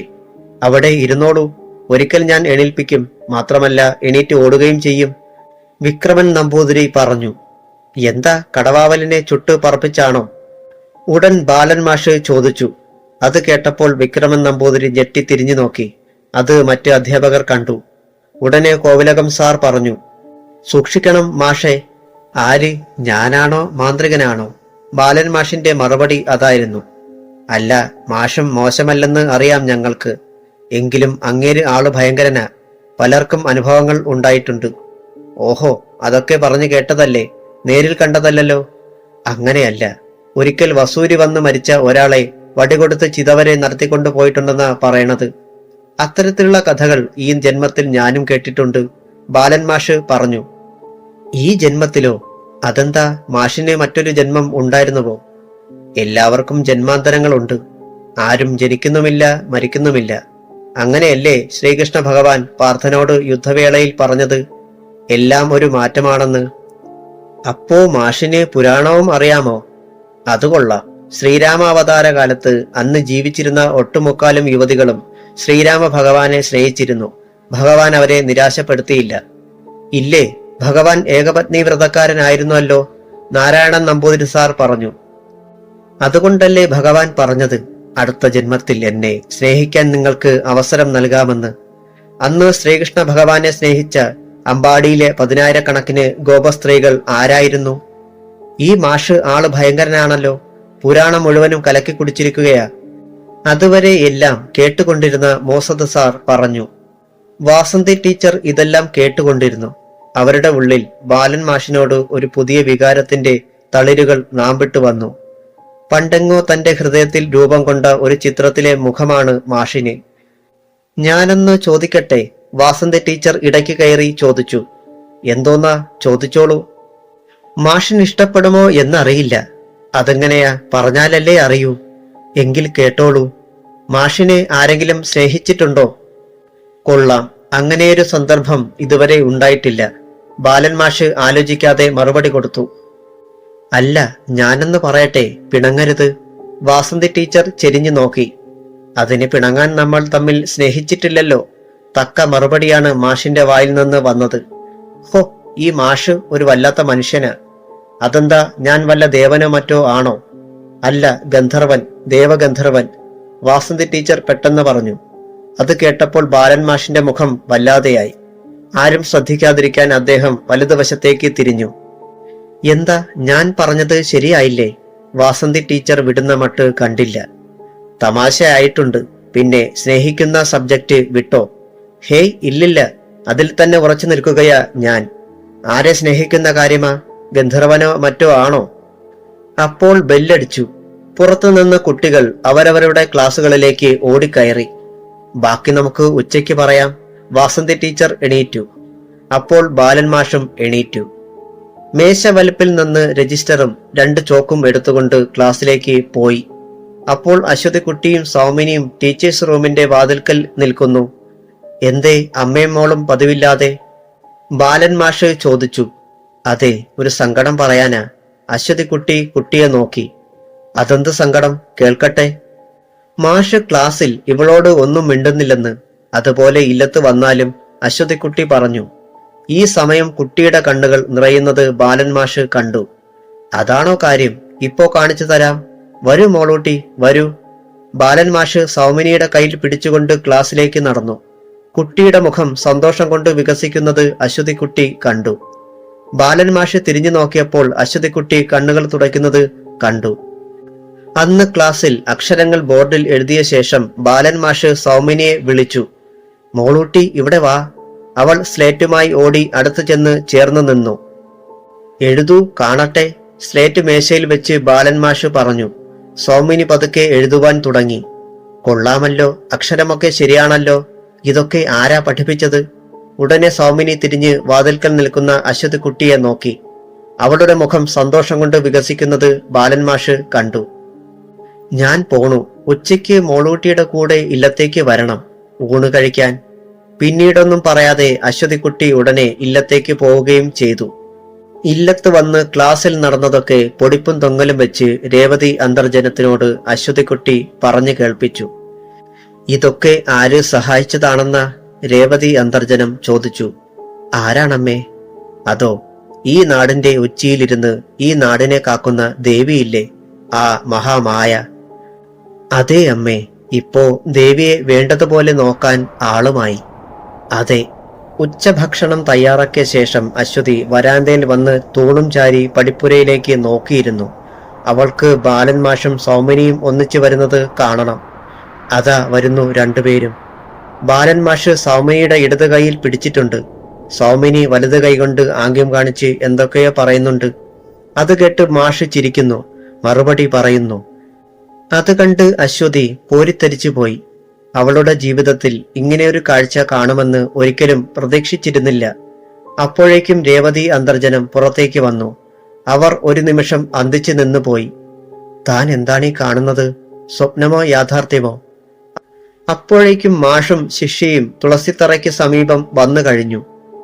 ഇവൾ എന്തൊക്കെ പറഞ്ഞു മാഷോട്? രേവതി അന്തർജനം ചോദിച്ചു. ഒരുപാട് കാര്യങ്ങൾ. ഞാൻ അതിനൊക്കെ മറുപടി കൊടുത്തു തോറ്റുപോയി. മാഷ് അവളെ കൈക്ക് പിടിച്ച് പടിയിലേക്ക് കയറ്റി പറഞ്ഞു. അത് കേട്ടപ്പോൾ അശ്വതിക്കുട്ടിയുടെ മുഖം സന്തോഷം കൊണ്ട് വികസിച്ചു. ഊണ് വിളമ്പാം. രേവതി അന്തർജനം അകത്തേക്ക് കയറി. ഈ സമയം അശ്വതിക്കുട്ടി ഒരു സ്വപ്നത്തിലെന്ന പോലെ നിൽക്കുകയാണ്. കഴിഞ്ഞുപോയ ഒരു ദുസ്വപ്നം അവരെ വിട്ടുകഴിഞ്ഞു. ഇപ്പോൾ ആനന്ദം ചിറകു വിരിച്ച് പറന്നെത്തി കഴിഞ്ഞിരുന്നു. ബാലൻ മാഷ് കൈ കഴുകി ഊണും കഴിക്കാനിരുന്നു. അച്ഛനെന്തിയെ? മാഷ് ചുറ്റും നോക്കി. ഇന്ന് വടക്കേ പുരയിടത്തിൽ തേങ്ങായിടിയിലാണ്. 4-5 പേരുണ്ട്. അശ്വതിക്കുട്ടി ചോറ് വിളമ്പിക്കൊടുത്തു. 4-5 കൂട്ടം കറികൾ. എല്ലാറ്റിനും നല്ല സ്വാദ്. ഹോട്ടലിൽ ഊണ് കഴിച്ച് പരിചയിച്ച ബാലൻ മാഷിന് അതൊരു പുതിയ അനുഭവമായിരുന്നു. കറികളൊക്കെ ഇഷ്ടായോ? അശ്വതിക്കുട്ടി ചോദിച്ചു. ഞാൻ പറഞ്ഞാൽ അത് ശരിയാവില്ല. കാരണം നാളെ ഇതുപോലെ കഴിക്കണ്ടേ. ഇപ്പൊ പിടികിട്ടി കണ്ണുവെച്ചെങ്കിലോ എന്ന്. അത് ഞാൻ പറയില്ല. അപ്പോ ഇഷ്ടപ്പെട്ടെന്ന്. അല്ലെങ്കിൽ ഇലയിൽ ചോറും കറികളും മിച്ചം വരില്ലേ? ഇപ്പോ മിച്ചമുള്ളത് കറിവേപ്പിലകൾ മാത്രം. അത് കേട്ടപ്പോൾ അശ്വതിക്കുട്ടിക്ക് സംതൃപ്തിയായി. മാഷ് ഇലയെടുക്കാൻ ഭാവിച്ചപ്പോൾ അശ്വതിക്കുട്ടി സമ്മതിച്ചില്ല. മാഷ് കൈകഴുകിയാൽ മതി, അവൾ പറഞ്ഞു. ബാലൻ മാഷ് സംതൃപ്തിയോടെ വരാന്തയിൽ വന്ന് ചാരു കസേരയിൽ ഇരുന്നു. അപ്പോഴേക്കും സൗമിനിയും എത്തിക്കഴിഞ്ഞു. വൈകുന്നേരം കാപ്പി കുടിക്കാൻ വരണം. ചക്ക വരട്ടിയതും മറ്റുമുണ്ട്, അശ്വതിക്കുട്ടി പറഞ്ഞു. എനിക്കത് ഇഷ്ടമാണെന്ന് എങ്ങനെ കണ്ടുപിടിച്ചു? മാഷ് ചോദിച്ചു. എനിക്കെങ്ങനെ തോന്നി? ചിലരുടെ തോന്നലുകൾ എല്ലാം ശരിയായിരിക്കും, പക്ഷേ ചിലപ്പോൾ ആകപ്പാടെ തെറ്റുകയും ചെയ്യും. അത് പറയുമ്പോൾ അശ്വതിക്കുട്ടിയുടെ ശബ്ദം താണിരുന്നു. അത് വിധിയാണെന്നോ കൂട്ടിക്കോളൂ. അങ്ങനെ പറഞ്ഞ് സമാധാനിക്കല്ലേ നമ്മൾ ചെയ്യുന്നത്. എന്തിനും ഒരു പോംവഴി വേണമല്ലോ. മാഷ് വാച്ച് നോക്കി എണീറ്റു. അപ്പോഴേക്കും സൗമിനിയും വന്നു കഴിഞ്ഞു. രണ്ടാളും ഒരുമിച്ച് സ്കൂളിലേക്ക് പോയി. പടിപ്പുര കടക്കുന്നത് വരെ അശ്വതിക്കുട്ടി നോക്കി നിന്നു. ഒരു നെടുവീർപ്പ് അവളുടെ ഹൃദയത്തിന്റെ ഉള്ളറയിൽ നിന്ന് പുറത്തു വന്ന് അന്തരീക്ഷത്തിൽ ലയിച്ചു. വൈകുന്നേരമാവാൻ അശ്വതിക്കുട്ടിയുടെ മനസ്സ് കാത്തിരുന്നു. മാഷിന് വേണ്ടി ചക്കര വരട്ടി വച്ചും കൂടെ ഉണ്ണിയപ്പവും ഉണ്ടാക്കി. മാഷും സൗമിനിയും ഒന്നിച്ചാണ് വന്നത്. ഇപ്പോ മറ്റു കുട്ടികളുടെ കൂടെ പോകാൻ പറഞ്ഞാൽ കേക്കില്ല. ഞാൻ വരുന്നതുവരെ കാത്തു നിൽക്കും, മാഷ് പറഞ്ഞു. അവൾക്കങ്ങനെ ഇഷ്ടപ്പെടുവാൻ ആരെങ്കിലും വേണ്ടേ? അശ്വതിക്കുട്ടിക്ക് സന്തോഷമായി. കാപ്പി കുടിച്ചുകൊണ്ടിരുന്നപ്പോൾ ബാലൻ മാഷ് ചോദിച്ചു. ഇവിടെ പുഴയുണ്ടോ? ഉണ്ടല്ലോ. മാഷിന് കാണണോ? ഞാൻ കൊണ്ടുപോയി കാണിക്കാം. ആ പുഴയിൽ പലതും കാണാനുണ്ട്. നമ്മുടെ പുരയിടത്തിൽ കൂടി ഒഴുകിയാണ് പോകുന്നത്. എങ്കിൽ ഞാൻ മഠത്തിൽ പോയി മടങ്ങാം, എന്നിട്ട് പോകാം. എനിക്ക് പുഴ വളരെ ഇഷ്ടമാണ്. കാപ്പികുടി കഴിഞ്ഞ് മാഷ് ഇറങ്ങി നടന്നു. പറഞ്ഞതുപോലെ അല്പസമയം കഴിഞ്ഞ് വന്നു. ദീപാരാധനയ്ക്ക് പുഴയിൽ മുങ്ങിക്കുളിച്ച ശേഷം പോകാം, അത് കരുതിയാണ് ഞാൻ വന്നത്. അമ്മേ, ഞാനും വരുന്നു, സൗമിനി പറഞ്ഞു. വേണ്ട മോളൂട്ടി, പോവണ്ട. അവിടെ ആഴമുള്ള കയങ്ങളുണ്ട്. രേവതി അന്തർജനം തടഞ്ഞു. മടിയോടെയാണെങ്കിലും അവൾ സമ്മതിച്ചു. അവർ പുഴയിലേക്ക് നടന്നു. പുരയിടത്തിന്റെ വടക്ക് വശത്തു കൂടിയാണ് പുഴ ഒഴുകുന്നത്. ഈ ഒറ്റയടിപ്പാത അവസാനിക്കുന്നത് പുഴവക്കത്താണ്. അശ്വതിക്കുട്ടി ഒരു വശത്തേക്ക് മാറി നിന്ന് പറഞ്ഞു. അശ്വതിക്കുട്ടി നടന്നോളൂ, ഞാൻ പിന്നാലെ വരാം. മാഷ് ഒതുങ്ങി നിന്നു. വേണ്ട, മാഷ് മുന്നിൽ നടന്നോളൂ, പാത തെറ്റില്ല, ഞാൻ പിന്നിലുണ്ട്. ശരി, അങ്ങനെയെങ്കിൽ അങ്ങനെ. മാഷ് നടന്നു, പിന്നാലെ അശ്വതിക്കുട്ടിയും. ഒരു നിഴൽ പോലെ. വഴി പുഴവക്കിൽ അവസാനിച്ചു. ഉയർന്നു നിൽക്കുന്ന പാറകൾക്കിടയിലൂടെ അതിശീഘ്രം പായുന്ന പുഴ. കല്ലിൽ തട്ടി പാൽപ്പത ചുരത്തിക്കൊണ്ട് എങ്ങോ ലക്ഷ്യം വെച്ച് ഒഴുകുന്നു. ഒരു പ്രത്യേകത മാഷ് കണ്ടു. ആ പുഴയുടെ മറുകര കടക്കാൻ പാകത്തിൽ അവിടെവിടെയായി കല്ലുകൾ ഉയർന്നു നിൽക്കുന്നു. ഇത് കണ്ടാൽ രാമസേതു പോലെയുണ്ടല്ലോ. മാഷ് അതിൽ കാലെടുത്ത് വെച്ചുകൊണ്ട് പറഞ്ഞു. അങ്ങനെയാണ് നാട്ടുകാർ ഇതിനെക്കുറിച്ച് പറയുക. മാഷ് കൃത്യമായി പറഞ്ഞു കളഞ്ഞു. അശ്വതിക്കുട്ടി അത്ഭുതം പ്രകടിപ്പിച്ചു. ഉയർന്നു നിന്ന കല്ലുകളിൽ ചവിട്ടി മാഷ് പുഴയുടെ അപ്പുറം കടന്നു. ഒപ്പം അശ്വതിക്കുട്ടിയും. ഇതിന്റെ പിന്നിൽ വല്ല കഥയും ഉണ്ടോ? മാഷ് ഒരു കല്ലിൽ ഇരുന്നു കൊണ്ട് ചോദിച്ചു. ഉണ്ട് മാഷേ. പണ്ട് വളരെ പണ്ട് നമ്മുടെ കാവിൽ ഉത്സവം നടക്കാൻ പോവുകയാണ്. അപ്രതീക്ഷിതമായി 2 നാൾ മുമ്പ് അതിഭയങ്കരമായ ഒരു മഴ കിഴക്ക് പെയ്തു. അന്ന് പുഴയിൽ കൂടി വെള്ളം കുതിച്ചൊഴുകി. എന്നിട്ട് ബാലൻ മാഷിന് കേൾക്കാൻ ധൃതിയായി. അക്കരെയുള്ളവർക്ക് കാവിലേക്ക് വരാൻ നിവർത്തിയില്ലാതായി. വേറെ വഴികളില്ലേ? മാഷ് തിരക്കി. ഇല്ല, ഇതാണ് ഏക മാർഗം. മറ്റു ഭാഗങ്ങളെല്ലാം ആഴമുള്ള കയങ്ങളാണ്. എന്നിട്ട് ബാക്കി പറയൂ, എനിക്ക് കേൾക്കാൻ ധൃതിയായി. ഒഴുക്കിൽ വന്ന ഒരു ഉരുളൻ പാറക്കല്ല് കുനിഞ്ഞെടുത്ത് മാഷ് വെള്ളത്തിലേക്ക് വലിച്ചെറിഞ്ഞു. എവിടെ നിന്നോ കുറെ കല്ലുകൾ ആ ഒഴുക്കിൽപ്പെട്ട് കറങ്ങിത്തിരിഞ്ഞ് വന്നു. ഈ കാണുന്നത് പോലെ വന്നു നിന്നു എന്ന് മാത്രമല്ല, കറങ്ങിത്തിരിഞ്ഞ് താഴേക്ക് അമർന്നു എന്നാണ് പണ്ടുള്ളവർ പറയുന്നത്. അത്ഭുതമായിരിക്കുന്നു. മാഷ് ആ പാറകളിലേക്ക് നോക്കി. ഉത്സവത്തിനുള്ള ആനകൾ വരെ ഈ കല്ലിൽ ചവിട്ടി ഇക്കരെ കടന്നുപോലും. അശ്വതിക്കുട്ടി അതെല്ലാം മുന്നിൽ കാണുന്നത് പോലെ പറഞ്ഞു. ബാലൻ മാഷിന് അത്ഭുതം തോന്നി. സൂര്യൻ പടിഞ്ഞാറ് ചാഞ്ഞു. പടിഞ്ഞാറ് മാറിയ സൂര്യൻ ചുവന്നു. ആ നിറത്തിന്റെ പ്രതിഫലനം ജലത്തിലും ഉണ്ടായി. മഞ്ഞ നിറത്തിലുള്ള ജലം ഒഴുകുന്നത് പോലെ, ചന്ദനം കലക്കിയത് മാതിരി. നമുക്ക് പോകാം. ദീപാരാധനയ്ക്ക് കാവിൽ പോണം. ബാലൻ മാഷ് എണീറ്റു. ഇക്കരയിലേക്ക് കല്ലുകളിൽ ചവിട്ടി നടന്നു. അശ്വതിക്കുട്ടി പിന്നാലെയും. മാഷ് അപ്പോൾ തന്നെ കാവിലേക്ക് പോയി. അന്ന് ദീപാരാധനയ്ക്ക് വളരെയധികം ആളുകൾ ഉണ്ടായിരുന്നു. സ്ത്രീകളാണ് കൂടുതലും. കാരണം ആ നാട്ടിലെ പുരുഷന്മാർ കൂടുതലും പട്ടണത്തിൽ ജോലിക്ക് പോകുന്നവരാണ്. അന്ന് അശ്വതിക്കുട്ടിയും സൗമിനിയും ഉണ്ടായിരുന്നു. നട അടയ്ക്കുന്നതുവരെ അവർ നിന്നു. ഇന്ന് രാത്രിയിലത്തെ ആഹാരം ഇല്ലത്താണ്, അച്ഛൻ പറഞ്ഞു. അശ്വതിക്കുട്ടി ക്ഷണിച്ചു. ഇന്നെന്താ ഇത്ര പ്രത്യേകത? അച്ഛന് കഞ്ഞി കുടിക്കാൻ ഒരു കൂട്ട് വേണോന്ന് മാഷിനോട് പറയാൻ ഏൽപ്പിച്ചു. എങ്കിൽ അങ്ങനെ ആവട്ടെ, ഞാൻ തിടപ്പള്ളി അടച്ചിട്ട് വരാം. മാഷ് അങ്ങോട്ട് നടന്നു. മാഷ് വരുന്നത് വരെ അശ്വതിക്കുട്ടിയും സൗമിനിയും ആൽച്ചുവട്ടിൽ കാത്തുനിന്നു. മാഷ് വന്നയുടനെ പടിക്കെട്ടിറങ്ങി താഴെയെത്തി ഇല്ലത്തേക്ക് നടന്നു. അവിടെ അച്ഛൻ തിരുമേനി കാത്തിരിപ്പുണ്ട്. അശ്വതിക്കുട്ടി പടിപ്പുരയിലേക്ക് നോക്കി പറഞ്ഞു. കഞ്ഞിക്ക് കാത്തോരനും മാങ്ങാ അച്ചാറും കൂടെ പപ്പടവും ഉണ്ട്. എന്താ, ഇതൊക്കെ ഇഷ്ടാണോ?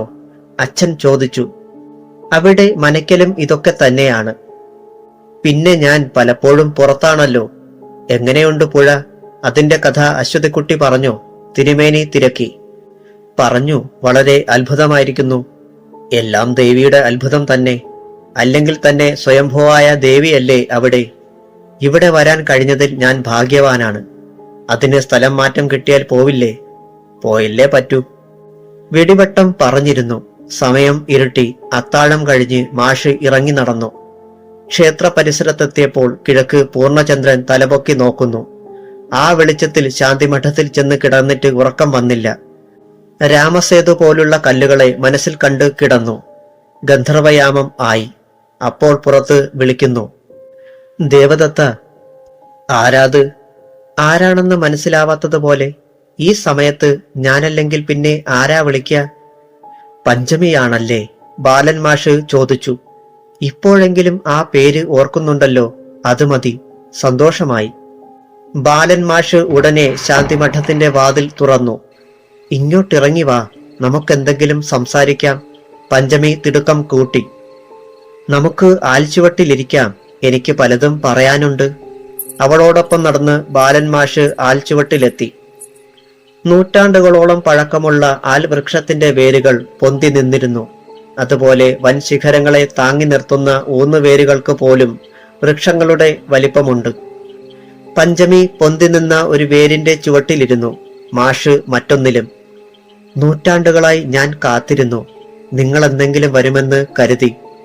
ഞാൻ വരുമെന്ന് കരുതിയോ? തീർച്ചയായും ഒരു മനുഷ്യജന്മം നിങ്ങൾക്ക് ഉണ്ടാവുമെന്ന് വിശ്വസിച്ചിരുന്നു. ഞാൻ പിന്നീട് ഈ വഴിക്ക് വന്നിട്ടില്ല. നിങ്ങൾക്ക് ഈ മനുഷ്യജന്മം എടുക്കാനുള്ള കാരണം എന്തായിരുന്നു? പഞ്ചമി തിരക്കി. അതൊരു കഥ പോലെയാണ്.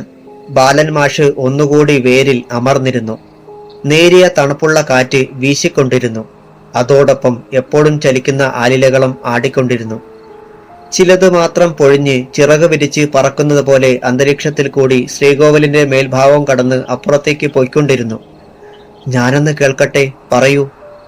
പഞ്ചമി ബാലൻ മാഷിന്റെ അടുത്തേക്ക് അല്പം കൂടി ചേർന്നിരുന്നു. ഞാൻ കുബേരന്റെ രാജധാനിയിൽ ആയിരുന്നു കുറെ നാൾ. അവിടെ എനിക്ക് ജോലി ഉണ്ടായിരുന്നു. അത് കഴിഞ്ഞ് പഞ്ചമിക്ക് അത് കേൾക്കാൻ രസമായിരുന്നു. ഞാൻ പല ശില്പങ്ങളും കൊത്തിയെടുത്തു. എല്ലാം സാലഭഞ്ജികകൾ ആയിരുന്നു. അതിനിടയ്ക്ക് ഞാൻ ഭൂമിയിൽ വരും. ഹിമാലയ സാനുക്കളിൽ ചുറ്റിക്കറങ്ങും. കൈലാസത്തിൽ പോയിട്ടുണ്ടോ? ഉണ്ട്, പക്ഷേ സാക്ഷാൽ ഭഗവാൻ പരമശിവൻ വാണരുളുന്ന ആദി കൈലാസത്തിൽ പോയിട്ടില്ല. അകലെ നിന്നും കണ്ടിട്ടുണ്ട്. ഒന്ന് പൊയ്ക്കൂടായിരുന്നോ? നല്ല കാര്യമായി. അവിടെ വാണരുളുന്ന ഭഗവാൻ ശംഭു അതിഷ്ടപ്പെടാതെ ആ തൃക്കണ്ണ് തുറന്നാൽ ഞാൻ ഭസ്മമാവില്ലേ? അകലെ നിന്ന് കണ്ടതെന്താണ്? പഞ്ചമിക്ക് അത് കേൾക്കാൻ അതീവ താല്പര്യമായി. അവിടെ നിഴലുകൾ പോലെ ദേവകന്യകമാർ മായുന്നത് മാത്രം കണ്ടു. ആ പ്രഭാപൂരത്തിലേക്ക് നോക്കാൻ വയ്യ. ചിലപ്പോൾ കാഴ്ച തന്നെ പോയെന്ന് വരും. ഹോ, നിങ്ങൾ ഭാഗ്യവാനാണ്. നിങ്ങളെ യുഗങ്ങൾക്ക് ശേഷം കാണാൻ കഴിഞ്ഞ ഞാനും ഭാഗ്യവതി തന്നെയാണ്. ഇതൊക്കെ നാം തീരുമാനിക്കുന്നതല്ല, പ്രപഞ്ചം ഭരിക്കുന്നവർ വിചാരിക്കണം. ഇനി എത്ര നാൾ കൂടി ഇവിടെ കാണും? അത് പറയാൻ വയ്യ. പണ്ട് വാനത്തിൽ ചുറ്റിക്കറങ്ങുന്നത് പോലെ തന്നെ ഭൂമിയിലും ചുറ്റുകയാണ്. അതാ രാപക്ഷി ചിലയ്ക്കുന്നു. യാമം അവസാനിക്കാറായി. ഞാൻ പോണു. പഞ്ചമി പിന്നീട് അവിടെ ഇരുന്നില്ല. അവൾ ഉപക്ഷേത്രത്തിലേക്ക് നടന്ന് അപ്രത്യക്ഷയായി. ബാലൻ മാഷ് ഒരു സ്വപ്നത്തിലെന്ന പോലെ നടന്ന് ശാന്തിമഠത്തിന് ഉള്ളിൽ കയറി വാതിൽ അടച്ചു. രാവിലെ നിർമ്മാല്യ പൂജയ്ക്ക് ബാലൻ മാഷ് ചെന്നപ്പോൾ അശ്വതിക്കുട്ടിയും വന്നിരുന്നു. പ്രസാദം കൊടുക്കാൻ നേരം ബാലൻ മാഷ് സൗമിനിയെ തിരക്കി. അവൾ നിർബന്ധം പിടിച്ചു. മാഷെ കാണണമെന്ന്. അവൾ സ്കൂളിൽ പോകാൻ ഒരുങ്ങുകയാണ്. അശ്വതിക്കുട്ടി പറഞ്ഞു. മാഷ് അവിടെ നിന്ന് ശാന്തിമഠത്തിൽ ചെന്ന് സ്കൂളിലേക്കുള്ള വേഷം മാറി ഇല്ലത്തേക്ക് പോയി. ആവി പറക്കുന്ന ഇഡ്ഡലിയും ചട്നിയും ഉണ്ട്, അതുപോലെ ചൂട് ചായയും. ഇതിനിടയ്ക്ക് രേവതി അന്തർജനം ബാലൻ മാഷിനോട് ചോദിച്ചു, മോളുട്ടി സംസാരിക്കുമ്പോൾ എങ്ങനെ? ഞാനത് പറഞ്ഞില്ലെന്നേയുള്ളൂ. പറയുന്നത് ശരിയല്ലല്ലോ. അത് മാറുമോ മാഷേ? അവർ പറഞ്ഞത് സൗമിനി സംസാരിക്കുമ്പോൾ വിക്ക് വരും. ആദ്യം കേൾക്കുന്നവർക്ക് അത് മനസ്സിലാവില്ല. ചെറുപ്പമല്ലേ എന്ന് കരുതി അത് ശ്രദ്ധിക്കുകയും ഇല്ല. അതിന് ഇപ്പോൾ അങ്ങനെയല്ലല്ലോ, മാഷ് പറഞ്ഞു. എന്ത്? മാഷ് പറയുന്നത് ശരിയാണോ? അത്ഭുതത്തോടെ അന്തർജനം ചോദിച്ചു. സംസാരിച്ചു നോക്ക്, മാഷ് പറഞ്ഞു. മോളൂട്ടി ഇവിടെ വാ, അന്തർജനം വിളിച്ചു. അവൾ അമ്മയുടെ അടുത്തേക്ക് ഓടിയെത്തി. അമ്മ ഉടനെ വരാന്തയിൽ അറവാതിൽക്കൽ ഇരുന്നു. നിലവിളക്ക് ചൂണ്ടിക്കാണിച്ച് ചോദിച്ചു, ഇതെന്താ? ഇത് വിളക്ക്, സൗമിനി വ്യക്തമായി പറഞ്ഞു. അത് കേട്ട് അമ്മയും അശ്വതിക്കുട്ടിയും അതിശയിച്ചു. അച്ഛാ, ഇങ്ങി വന്നേ, അശ്വതിക്കുട്ടി ഉച്ചത്തിൽ വിളിച്ചു. എന്താണെന്നറിയാൻ അച്ഛൻ അകത്തളത്തിൽ നിന്ന് പെട്ടെന്ന് ഓടി വന്നു. ഇത് കേൾക്ക്. എന്ത്? അച്ഛൻ എന്തെങ്കിലും മോളൂട്ടിയോട് ചോദിക്ക്. ഉടനെ അച്ഛൻ കഴുത്തിൽ കിടന്ന സ്വർണം കെട്ടിയ രുദ്രാക്ഷമാല ചൂണ്ടിക്കാണിച്ചു ചോദിച്ചു, ഇതെന്താ? അത് മാല. അത് കേട്ട് അച്ഛനും അത്ഭുതപ്പെട്ടു. സൗമിനിക്ക് വിക്കുണ്ടെന്ന് നിങ്ങൾക്ക് തോന്നിയതാ അല്ലേ? ബാലൻ മാഷ് അവളോട് ചോദിച്ചു. അല്ലമ്മേ, ഈ മാഷ് എന്റെ നാക്കിൽ എന്തോ എഴുതി. അപ്പോ എന്റെ വിക്കും പോയി. അത് കേട്ടപ്പോൾ എന്തു ചെയ്യണമെന്നറിയാതെ 3 പേരും പകച്ചു നിന്നു. ഒരിക്കലും വിക്ക് പോവില്ലെന്ന് ദുഃഖിച്ചിരിക്കുകയായിരുന്നു അച്ഛനും അമ്മയും അശ്വതിക്കുട്ടിയും. ഇതിൽ പരം സന്തോഷം മറ്റെന്താണുള്ളത്? ഒരിക്കലും വിക്ക് പോവില്ലെന്ന് കരുതിയ മകൾക്ക് ഭാഗ്യം കൈവന്നിരിക്കുന്നു. വലുതായി വരുമ്പോൾ കൂട്ടുകാർ കളിയാക്കും. പക്ഷേ ആ വേദന അവരെ വിട്ടകന്നു. പക്ഷേ ഒന്ന് മാത്രം അവർക്ക് മനസ്സിലായില്ല. ഈ മാഷ് ആരാണ്? അദ്ദേഹം നാക്കിൽ വിരൽ കൊണ്ട് എന്തോ എഴുതിയെന്നാണ് സൗമിനി പറഞ്ഞത്. എന്തായിരിക്കും എഴുതിയത്? ഏതായാലും ഈ മാഷ് സാധാരണ മനുഷ്യനല്ലെന്ന് അവർക്ക് തോന്നി. കാപ്പികുടി കഴിഞ്ഞ് ബാലൻ മാഷ് ശാന്തിമഠത്തിലേക്ക് പോയി. ആ മാഷ് ആരായിരിക്കും? അച്ഛൻ വരാന്തയിലെ ചാരുകട്ടിലിൽ ചാരിക്കിടന്നുകൊണ്ട് രേവതി അന്തർജനത്തോട് ചോദിച്ചു. ഞാനും അത് തന്നെയാ ചിന്തിക്കുന്നത്. ഈ സമയം സൗമിനി തുളസിത്തറയുടെ താഴെ പറന്നു നടക്കുന്ന ഒരു തുമ്പിയെ പിടിക്കാൻ ശ്രമിക്കുകയാണ്. വിശ്വാസം വരാത്ത മട്ടിൽ തിരുമേനി ചോദിച്ചു, മോളൂട്ടി എന്തെടുക്കുക? മുത്തച്ഛ, ഞാൻ തുമ്പിയെ പിടിക്കുക. വ്യക്തമായ മറുപടി കേട്ട് തിരുമേനി അത്ഭുതപ്പെട്ടു പോയി. ഈ 5 കൊല്ലം വരെയും വിക്കി സംസാരിച്ച കൊച്ചുമകൾ വളരെ സ്ഫുടമായി സംസാരിക്കുന്നു. അതും പ്രായത്തിൽ കവിഞ്ഞ രീതിയിലാണ് ഉച്ചാരണം. അന്നും ദീപാരാധനയ്ക്ക് ധാരാളം പേർ തൊഴാൻ ഉണ്ടായിരുന്നു. മാഷിൽ നിന്ന് പ്രസാദം വാങ്ങാൻ ആളുകൾ തിക്കിത്തിരക്കി. അദ്ദേഹം ചന്ദനം കൈവെള്ളയിൽ ഇടുമ്പോൾ അത് കൃത്യം നടക്കു തന്നെ പതിയുന്നു. അദ്ദേഹം വന്നതിന് ശേഷം ദേവിക്ക് തന്നെ സന്തോഷം കൈവന്നതുപോലെ. കാരണം പൂജാതി കർമ്മങ്ങൾ മുറ പോലെ നടത്തുന്നു. അദ്ദേഹം മന്ത്രം ചൊല്ലുമ്പോൾ വിളക്കിലെ ദീപശിഖകൾ പെട്ടെന്ന് മുകളിലേക്ക് ആളുന്നു. പലരും വിചാരിക്കുന്നത് അതുപോലെ സംഭവിക്കുന്നു. അവർ അത് പലരോടും പറയുന്നു. അങ്ങനെ അത് നാട് മുഴുവൻ അറിഞ്ഞു. അർച്ചനകൾ വർദ്ധിക്കുന്നു. അതനുസരിച്ച് ക്ഷേത്രത്തിൽ വരവ് വർദ്ധിക്കുന്നു. ഒരു ദിവസം മാഷ് ഉച്ചയൂണ് കഴിഞ്ഞ് വരാന്തയിലിരുന്നപ്പോൾ അച്ഛൻ തിരുമേനിയോട് ചോദിച്ചു, കാവിലെ ഉത്സവം എന്നാണ്? ഉള്ളത് പറയാമല്ല മാഷേ, കുറെ നാളായി ഉത്സവം മറ്റും കാര്യമായി നടത്താറില്ല. കാരണം ആളുകളുടെ സഹകരണക്കുറവ് കൊണ്ടാണ്. എന്ന് ചിന്തിച്ചിട്ട് കാര്യമില്ല. ഒരു കാലത്ത് പാറിപ്പറന്നിരുന്ന കൊടിത്തോരണങ്ങൾ നിറഞ്ഞിരുന്ന കാവല്ലേ അത്. അന്ന് നിർമാല്യത്തിനും ദീപാരാധനയ്ക്കും തൊഴാൻ ആളേറെ ഉണ്ടായിരുന്നു. ഇപ്പോഴുമുണ്ടല്ലോ, സ്ത്രീകളാണ് കൂടുതലെന്ന് മാത്രം. നേരോ? എങ്കിൽ നമുക്കൊരു കമ്മിറ്റി വിളിച്ചു കളയാം. സ്കൂളിലെ സാറുമാരെല്ലാം ഉൾപ്പെടുത്താം. അപ്പോൾ കുട്ടികളുടെ രക്ഷകർത്താക്കളും സഹകരിക്കുമല്ലോ. ഞാൻ ഉത്സാഹിക്കാം. ബാലൻ മാഷ് ഉറപ്പുകൊടുത്തു. അതനുസരിച്ച് ഞായറാഴ്ച ഒരു കൂട്ടം ആളുകൾ വന്നു. അക്കൂട്ടത്തിൽ വിക്രമൻ നമ്പൂതിരിയും ഉണ്ടായിരുന്നു. അയാൾ വന്നപ്പോൾ ബാലൻ മാഷിനും സന്തോഷമായി. പരിപാടികൾ തീരുമാനിച്ചു. 5 നാൾ ഉത്സവം, 5-ാം നാൾ ഒരു നൃത്ത പരിപാടി. അതിൽ ഒരു മത്സരവും ഏർപ്പാടാക്കി. ജയിക്കുന്ന നർത്തകിക്ക് 10,001 രൂപ. അത് കേട്ടപ്പോൾ വിക്രമൻ നമ്പൂതിരിയുടെ മുഖം വികസിച്ചു. ഏതെങ്കിലും ഒരു നർത്തകിയെ സ്വാധീനിച്ച് തന്റെ മാന്ത്രിക വിദ്യ ഉപയോഗപ്പെടുത്തി ജയിപ്പിക്കുക, എന്നിട്ട് ആ പണം തട്ടിയെടുക്കുക, അതായിരുന്നു ലക്ഷ്യം. പണപ്പിരിവിന്റെ ആവശ്യം ഇല്ലെന്ന് ഇല്ലത്തെ അച്ഛൻ തിരുമേനി പറഞ്ഞു. 5 ലക്ഷം രൂപ ഉത്സവ പരിപാടികൾക്ക് കൊടുക്കുവാൻ അദ്ദേഹം തയ്യാറായി. അതനുസരിച്ച് 3-ാം നാൾ ഒരു നാടകം, 4-ന് ഒരു ഗാനമേള, 5-ാം നാളിൽ ഒരു നൃത്ത പരിപാടി. പ്രശസ്തമായ ഒരു നൃത്തസംഘത്തെ ബുക്ക് ചെയ്തു. ഉത്സവം അടുത്തു. ഇന്ന് കൊടിയേറ്റമാണ്. പ്രസിദ്ധി പെറ്റ ഒരു തന്ത്രിമുഖ്യനാണ് കൊടി ഉയർത്തുന്നത്. ചന്ദന നിറമുള്ള കൊടി സാവധാനം ഉയർന്നു. അതോടൊപ്പം 101 കതിനാവെടികൾ അന്തരീക്ഷത്തെ ശബ്ദമുഖരിതമാക്കി. നാടിന്റെ 4 കോണുകളിൽ നിന്ന് താലങ്ങൾ ഏന്തിയ വനിതകൾ കാവിനെ ലക്ഷ്യം വെച്ചു വന്നു. കൊടി തോരണങ്ങൾ കാറ്റിൽ ഉലഞ്ഞു കളിച്ചു. ആലിലകൾ കാറ്റിൽ താളമടിച്ചു. പഞ്ചവാദ്യം മുഴങ്ങി. ആകാശവിതാനത്തിൽ വെള്ളമേഘങ്ങൾ മേഞ്ഞു നടക്കുന്നു. ശ്രീകോവിലിനുള്ളിലുള്ള ദീപശിഖകളുടെ പ്രഭാപൂരത്തിൽ ദേവിയുടെ കണ്ണുകളിൽ ശക്തി കത്തിനിന്നു. ബാലൻ മാഷും കൂടെ 2 പൂജാരിമാരും പൂജ നടത്തിക്കൊണ്ടിരുന്നു. പ്രസാദം നൽകിക്കൊണ്ടിരുന്നപ്പോൾ അതാ നിൽക്കുന്നു അശ്വതിക്കുട്ടിയും കാവിന്റെ സ്വന്തമായ സൗമിനിയും. ബാലൻ മാഷ് അവർക്ക് പ്രസാദം നൽകി. അശ്വതിക്കുട്ടി ചന്ദനം നെറ്റിയിൽ എഴുതി, പൂക്കൾ ശിരസിൽ ചൂടി. അന്ന് നാടിന്റെ തന്നെ ഉത്സവമായി ആ കാവും പരിസരവും മാറി. ആഘോഷകരമായ ദിനങ്ങൾ അടർന്നു വീണുകൊണ്ടിരുന്നു. 5-ാമത്തെ നാൾ എത്തി. അന്നാണ് നൃത്ത പരിപാടി. അന്ന് ആ നാടിന്റെ അഷ്ടകോണുകളിൽ നിന്നെല്ലാം ആളുകൾ എത്തിത്തുടങ്ങി. ക്ഷേത്രമൈതാനം തിങ്ങി നിറഞ്ഞു. നൃത്തം ആരംഭിക്കാറായി എന്ന് അറിയിപ്പ് ഉയർന്നു. എല്ലാവരുടെയും കണ്ണുകൾ സ്റ്റേജിലേക്കായി. കർട്ടൻ ഉയർന്നു. 2 നർത്തകികൾ സ്റ്റേജിൽ നിശ്ചലമായി സാലഭഞ്ജികകളെ പോലെ നിൽക്കുന്നു. പെട്ടെന്ന് താളം ഉയർന്നു. സംഗീതോപകരണങ്ങൾക്ക് ജീവൻ കൈവന്നു. അത് വായിക്കുന്നവരുടെ വിരലുകൾ ചലിച്ചു.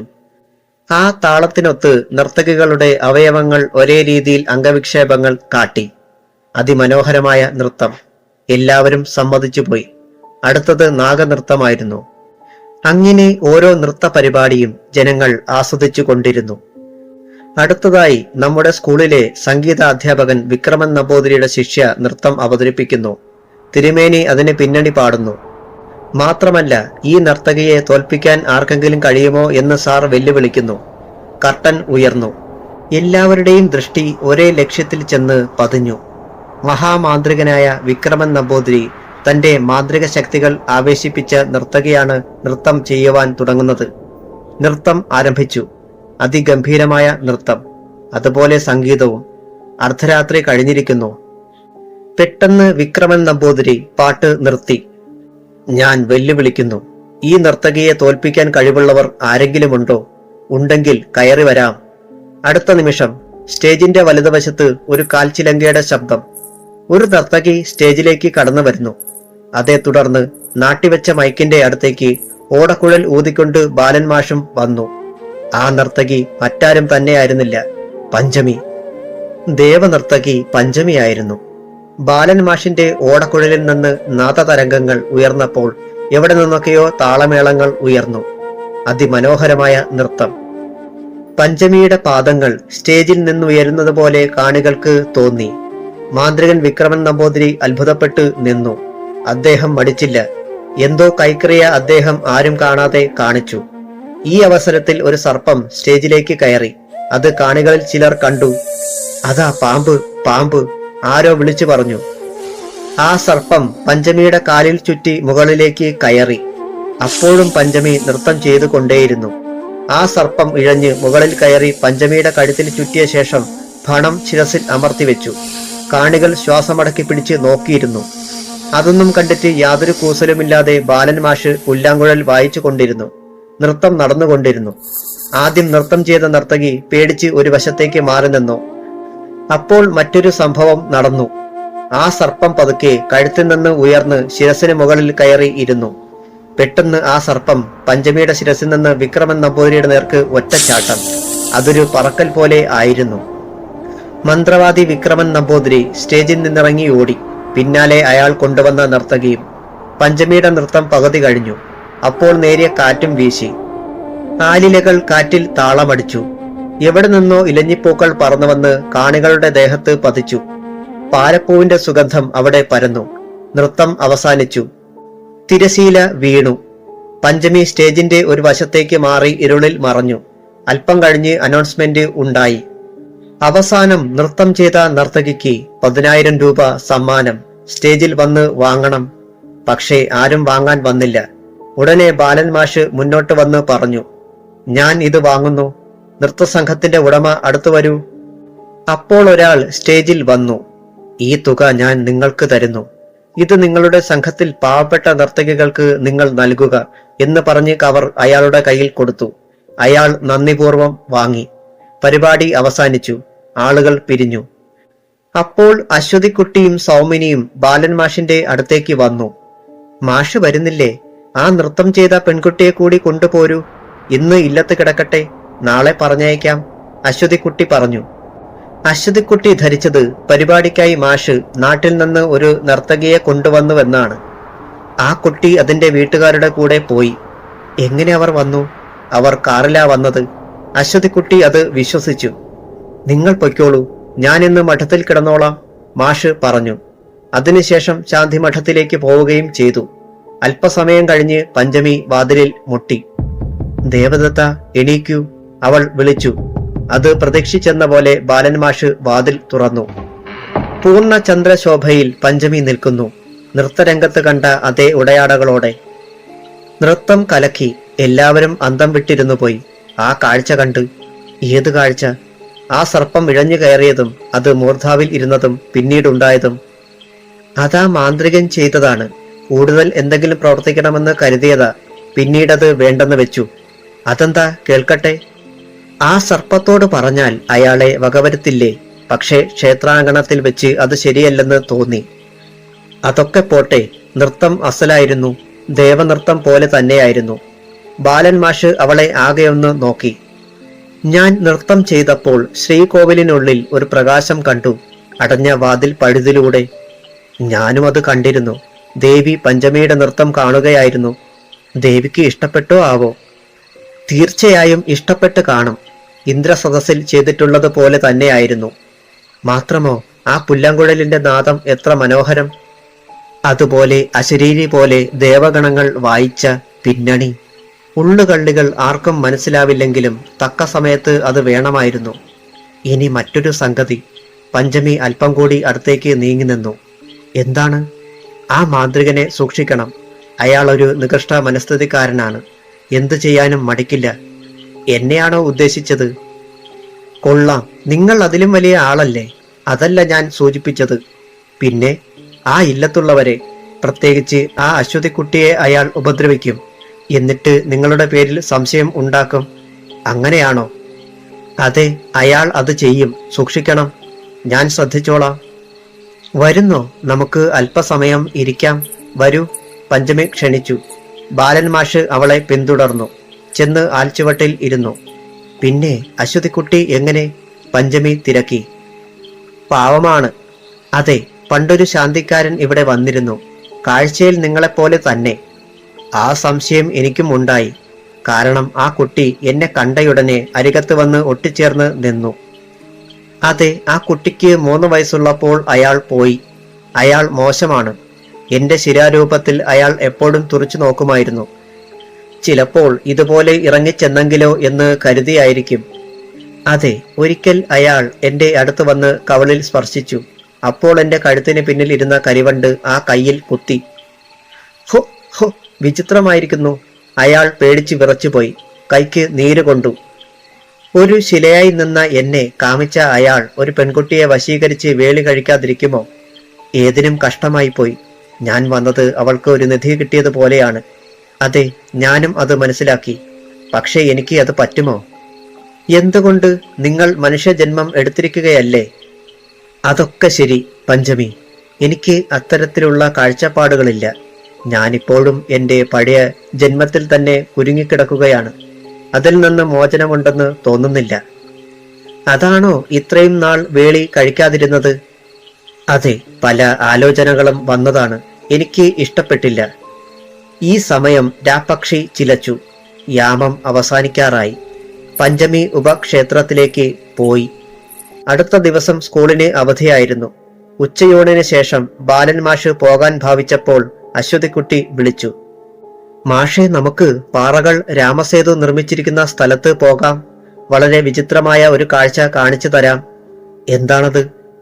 അങ്ങ് ചെല്ലട്ടെ. അശ്വതിക്കുട്ടി പറഞ്ഞതനുസരിച്ച് ആ കാഴ്ച കാണാൻ ബാലൻ മാഷ് കൂടെ പോയി. അവർ പാറക്കെട്ടിനടുത്തെത്തി. 2 പാറകളിലായി ഇരുന്നു. വെള്ളം ചുറ്റി ഒഴുകിക്കൊണ്ടിരുന്നു. ഈ അവസരത്തിൽ അത്ഭുതകരമായ ഒരു കാഴ്ച അവർ കണ്ടു. കുറെ താമരപ്പൂവിതളുകളും ഒപ്പം പൂക്കളും ഒഴുകി വരുന്നു. ഇതെവിടെ നിന്നാണ് വരുന്നത്? അശ്വതിക്കുട്ടി തിരക്കി. ബാലൻ മാഷ് ആലോചനയിലാണ്ടു. മുഖത്ത് പല തരത്തിലുള്ള ഭാവങ്ങൾ മിന്നിമറയുന്നത് അശ്വതിക്കുട്ടി കണ്ടു. അല്പസമയം കഴിഞ്ഞ് മാഷ് പറഞ്ഞു, ഇതൊരു ക്ഷേത്രത്തിന്റെ ശ്രീകോവിലിൽ നിന്ന് വരുന്നതാണ്. അതിന് അവിടെയെങ്ങും ക്ഷേത്രം ഇല്ലല്ലോ? ഉണ്ട്, ഒരു ഗുഹാക്ഷേത്രം. ഈ നദി മേൽഭാഗത്തുകൂടി ഒഴുകി വന്ന് പാറക്കെട്ടുകളിലൂടെ ഒരു ഭാഗം ക്ഷേത്രത്തിനുള്ളിൽ കടന്ന് വെളിയിലേക്ക് വരുന്നുണ്ട്. മാഷ് ഇതെങ്ങനെ മനസ്സിലാക്കി? ഞാൻ ചിന്തിച്ചപ്പോൾ എനിക്ക് ഊഹിക്കാൻ കഴിഞ്ഞതാണ്. അശ്വതിക്കുട്ടി വരുന്നോ? നമുക്ക് പോയി നോക്കാം. അശ്വതിക്കുട്ടി അത് കേട്ട് എന്ത് ചെയ്യണമെന്നറിയാതെ നിന്നു. എന്താ, എന്റെ കൂടെ വരാൻ ഭയമുണ്ടോ? കൊള്ളാം, മാഷ് എവിടെ വിളിച്ചാലും ഞാൻ വരും. പെട്ടെന്ന് അങ്ങനെ പറഞ്ഞെങ്കിലും പറഞ്ഞു കഴിഞ്ഞപ്പോൾ അത് വേണ്ടിയില്ലായിരുന്നു എന്ന് അശ്വതിക്കുട്ടിക്ക് തോന്നി. നേരം അധികമാവില്ല, നമുക്ക് പാറക്കല്ലുകളിൽ കൂടി ചവിട്ടി പോകാം. അവർ ഉയർന്നു നിന്ന കല്ലുകളിൽ ചവിട്ടി കിഴക്കോട്ട് നടന്നു. ഇടയ്ക്ക് അശ്വതിക്കുട്ടി വീഴാൻ തുടങ്ങി. അപ്പോൾ ബാലൻ മാഷ് ആ കയ്യിൽ കടന്നു പിടിച്ചു. അല്ലെങ്കിൽ വീഴുമായിരുന്നു. ചരിവുകളിൽ കൂടി വെള്ളം ചീറിപ്പാഞ്ഞ് ഒഴുകിക്കൊണ്ടിരുന്നു. എങ്കിലും നടന്നു പോകാൻ പാകത്തിൽ പാറകളും ഉണ്ടായിരുന്നു. അവർ ഇരുവരും കല്ലുകളിൽ ചവിട്ടി പുഴയുടെ ഉത്ഭവസ്ഥാനത്തേക്ക് നടന്നു. പുഷ്പങ്ങൾ എവിടെ നിന്ന് വരുന്നുവെന്ന് കണ്ടുപിടിക്കുകയായിരുന്നു ലക്ഷ്യം. അങ്ങനെ മുകളിലേക്ക് കയറി ചെന്നപ്പോൾ ഒരു ഗുഹ കണ്ടു. ആ ഗുഹയിൽ നിന്ന് വെള്ളം ഒഴുകുന്നുണ്ടായിരുന്നു. ശ്രദ്ധിച്ചപ്പോൾ അതിനുള്ളിൽ നിന്നും വരുന്ന വെള്ളത്തിൽ പൂക്കളുടെ അവശിഷ്ടം കണ്ടു. എന്താ, ഗുഹയ്ക്കുള്ളിൽ കയറണോ? ബാലൻ മാഷ് ചോദിച്ചു. വേണ്ട, ഇനിയൊരിക്കലാവാം. അശ്വതിക്കുട്ടിക്ക് എന്തോ ഭയത്തിന്റെ ഒരു ചെറിയ നിഴൽ മനസ്സിൽ വീണിരുന്നു. കാരണം ആ ഗുഹയ്ക്കുള്ളിലെ അവസ്ഥ എന്താണെന്ന് അവൾക്ക് അറിയില്ലായിരുന്നു. ഞാൻ പറയാം, അതിനുള്ളിൽ പൂജകൾ നടക്കുന്നുണ്ട്. ആരാണെന്ന് നമുക്കറിഞ്ഞുകൂടാ. ഒരിക്കൽ നമുക്ക് അല്പം നേരത്തെ വന്ന് കയറി പൊയ്ക്കളയാം. അങ്ങനെയാവട്ടെ, അശ്വതിക്കുട്ടി സമ്മതിച്ചു. തിരികെ വന്ന് അവർ പുറപ്പെട്ട സ്ഥാനത്തെത്തി. അവിടെ നിന്ന് ഇല്ലത്തേക്ക് പോയി. രേവതി അന്തർജനം കാപ്പിയും പലഹാരങ്ങളും തയ്യാറാക്കിയിരുന്നു. ബാലൻ മാഷ് കാപ്പി കുടിച്ചുകൊണ്ടിരുന്നപ്പോൾ അച്ഛൻ തിരുമേനി വന്നു. എവിടെയായിരുന്നു രണ്ടുപേരും? അയാൾ തിരക്കി. ഞങ്ങൾ പുഴക്കരയിൽ പോയിരുന്നു. അശ്വതിക്കുട്ടിയാണ് മറുപടി പറഞ്ഞത്. എന്തൊക്കെ കണ്ടു വിശേഷിച്ച്? അങ്ങ് കിഴക്കുനിന്ന് പൂക്കൾ ഒഴുകി വരുന്നത് കണ്ടു. അതും താമരപ്പൂക്കൾ. ബാലൻ മാഷ് പറഞ്ഞു, അത് ഗുഹാക്ഷേത്രത്തിൽ നിന്നാണ്. അതിനുള്ളിൽ ദുർഗയാണ് പ്രതിഷ്ഠ. അവിടെ പൂജ ചെയ്യുന്നത് മലയിൽ കഴിയുന്നവരാണ്. ഒരു താമരക്കുളവും ഉണ്ടെന്നാണ് പറയുന്നത്. ഞാൻ കണ്ടിട്ടില്ല. ആരാണ് ക്ഷേത്രത്തിലെ ശില്പി? അതറിഞ്ഞുകൂടാ. നൂറ്റാണ്ടുകൾ പഴക്കമുള്ള നമ്മുടെ കാവ് പോലെ സ്വയംഭൂവാണ് പ്രതിഷ്ഠ. അതിനുള്ളിലെ കൊത്തുപണികൾ ചെയ്തത് ഗന്ധർവന്മാരാണെന്നാണ് പറയുന്നത്. അങ്ങനെയാണെങ്കിൽ അതൊന്ന് കാണണം. ബാലൻ മാഷിന് താല്പര്യം തോന്നി.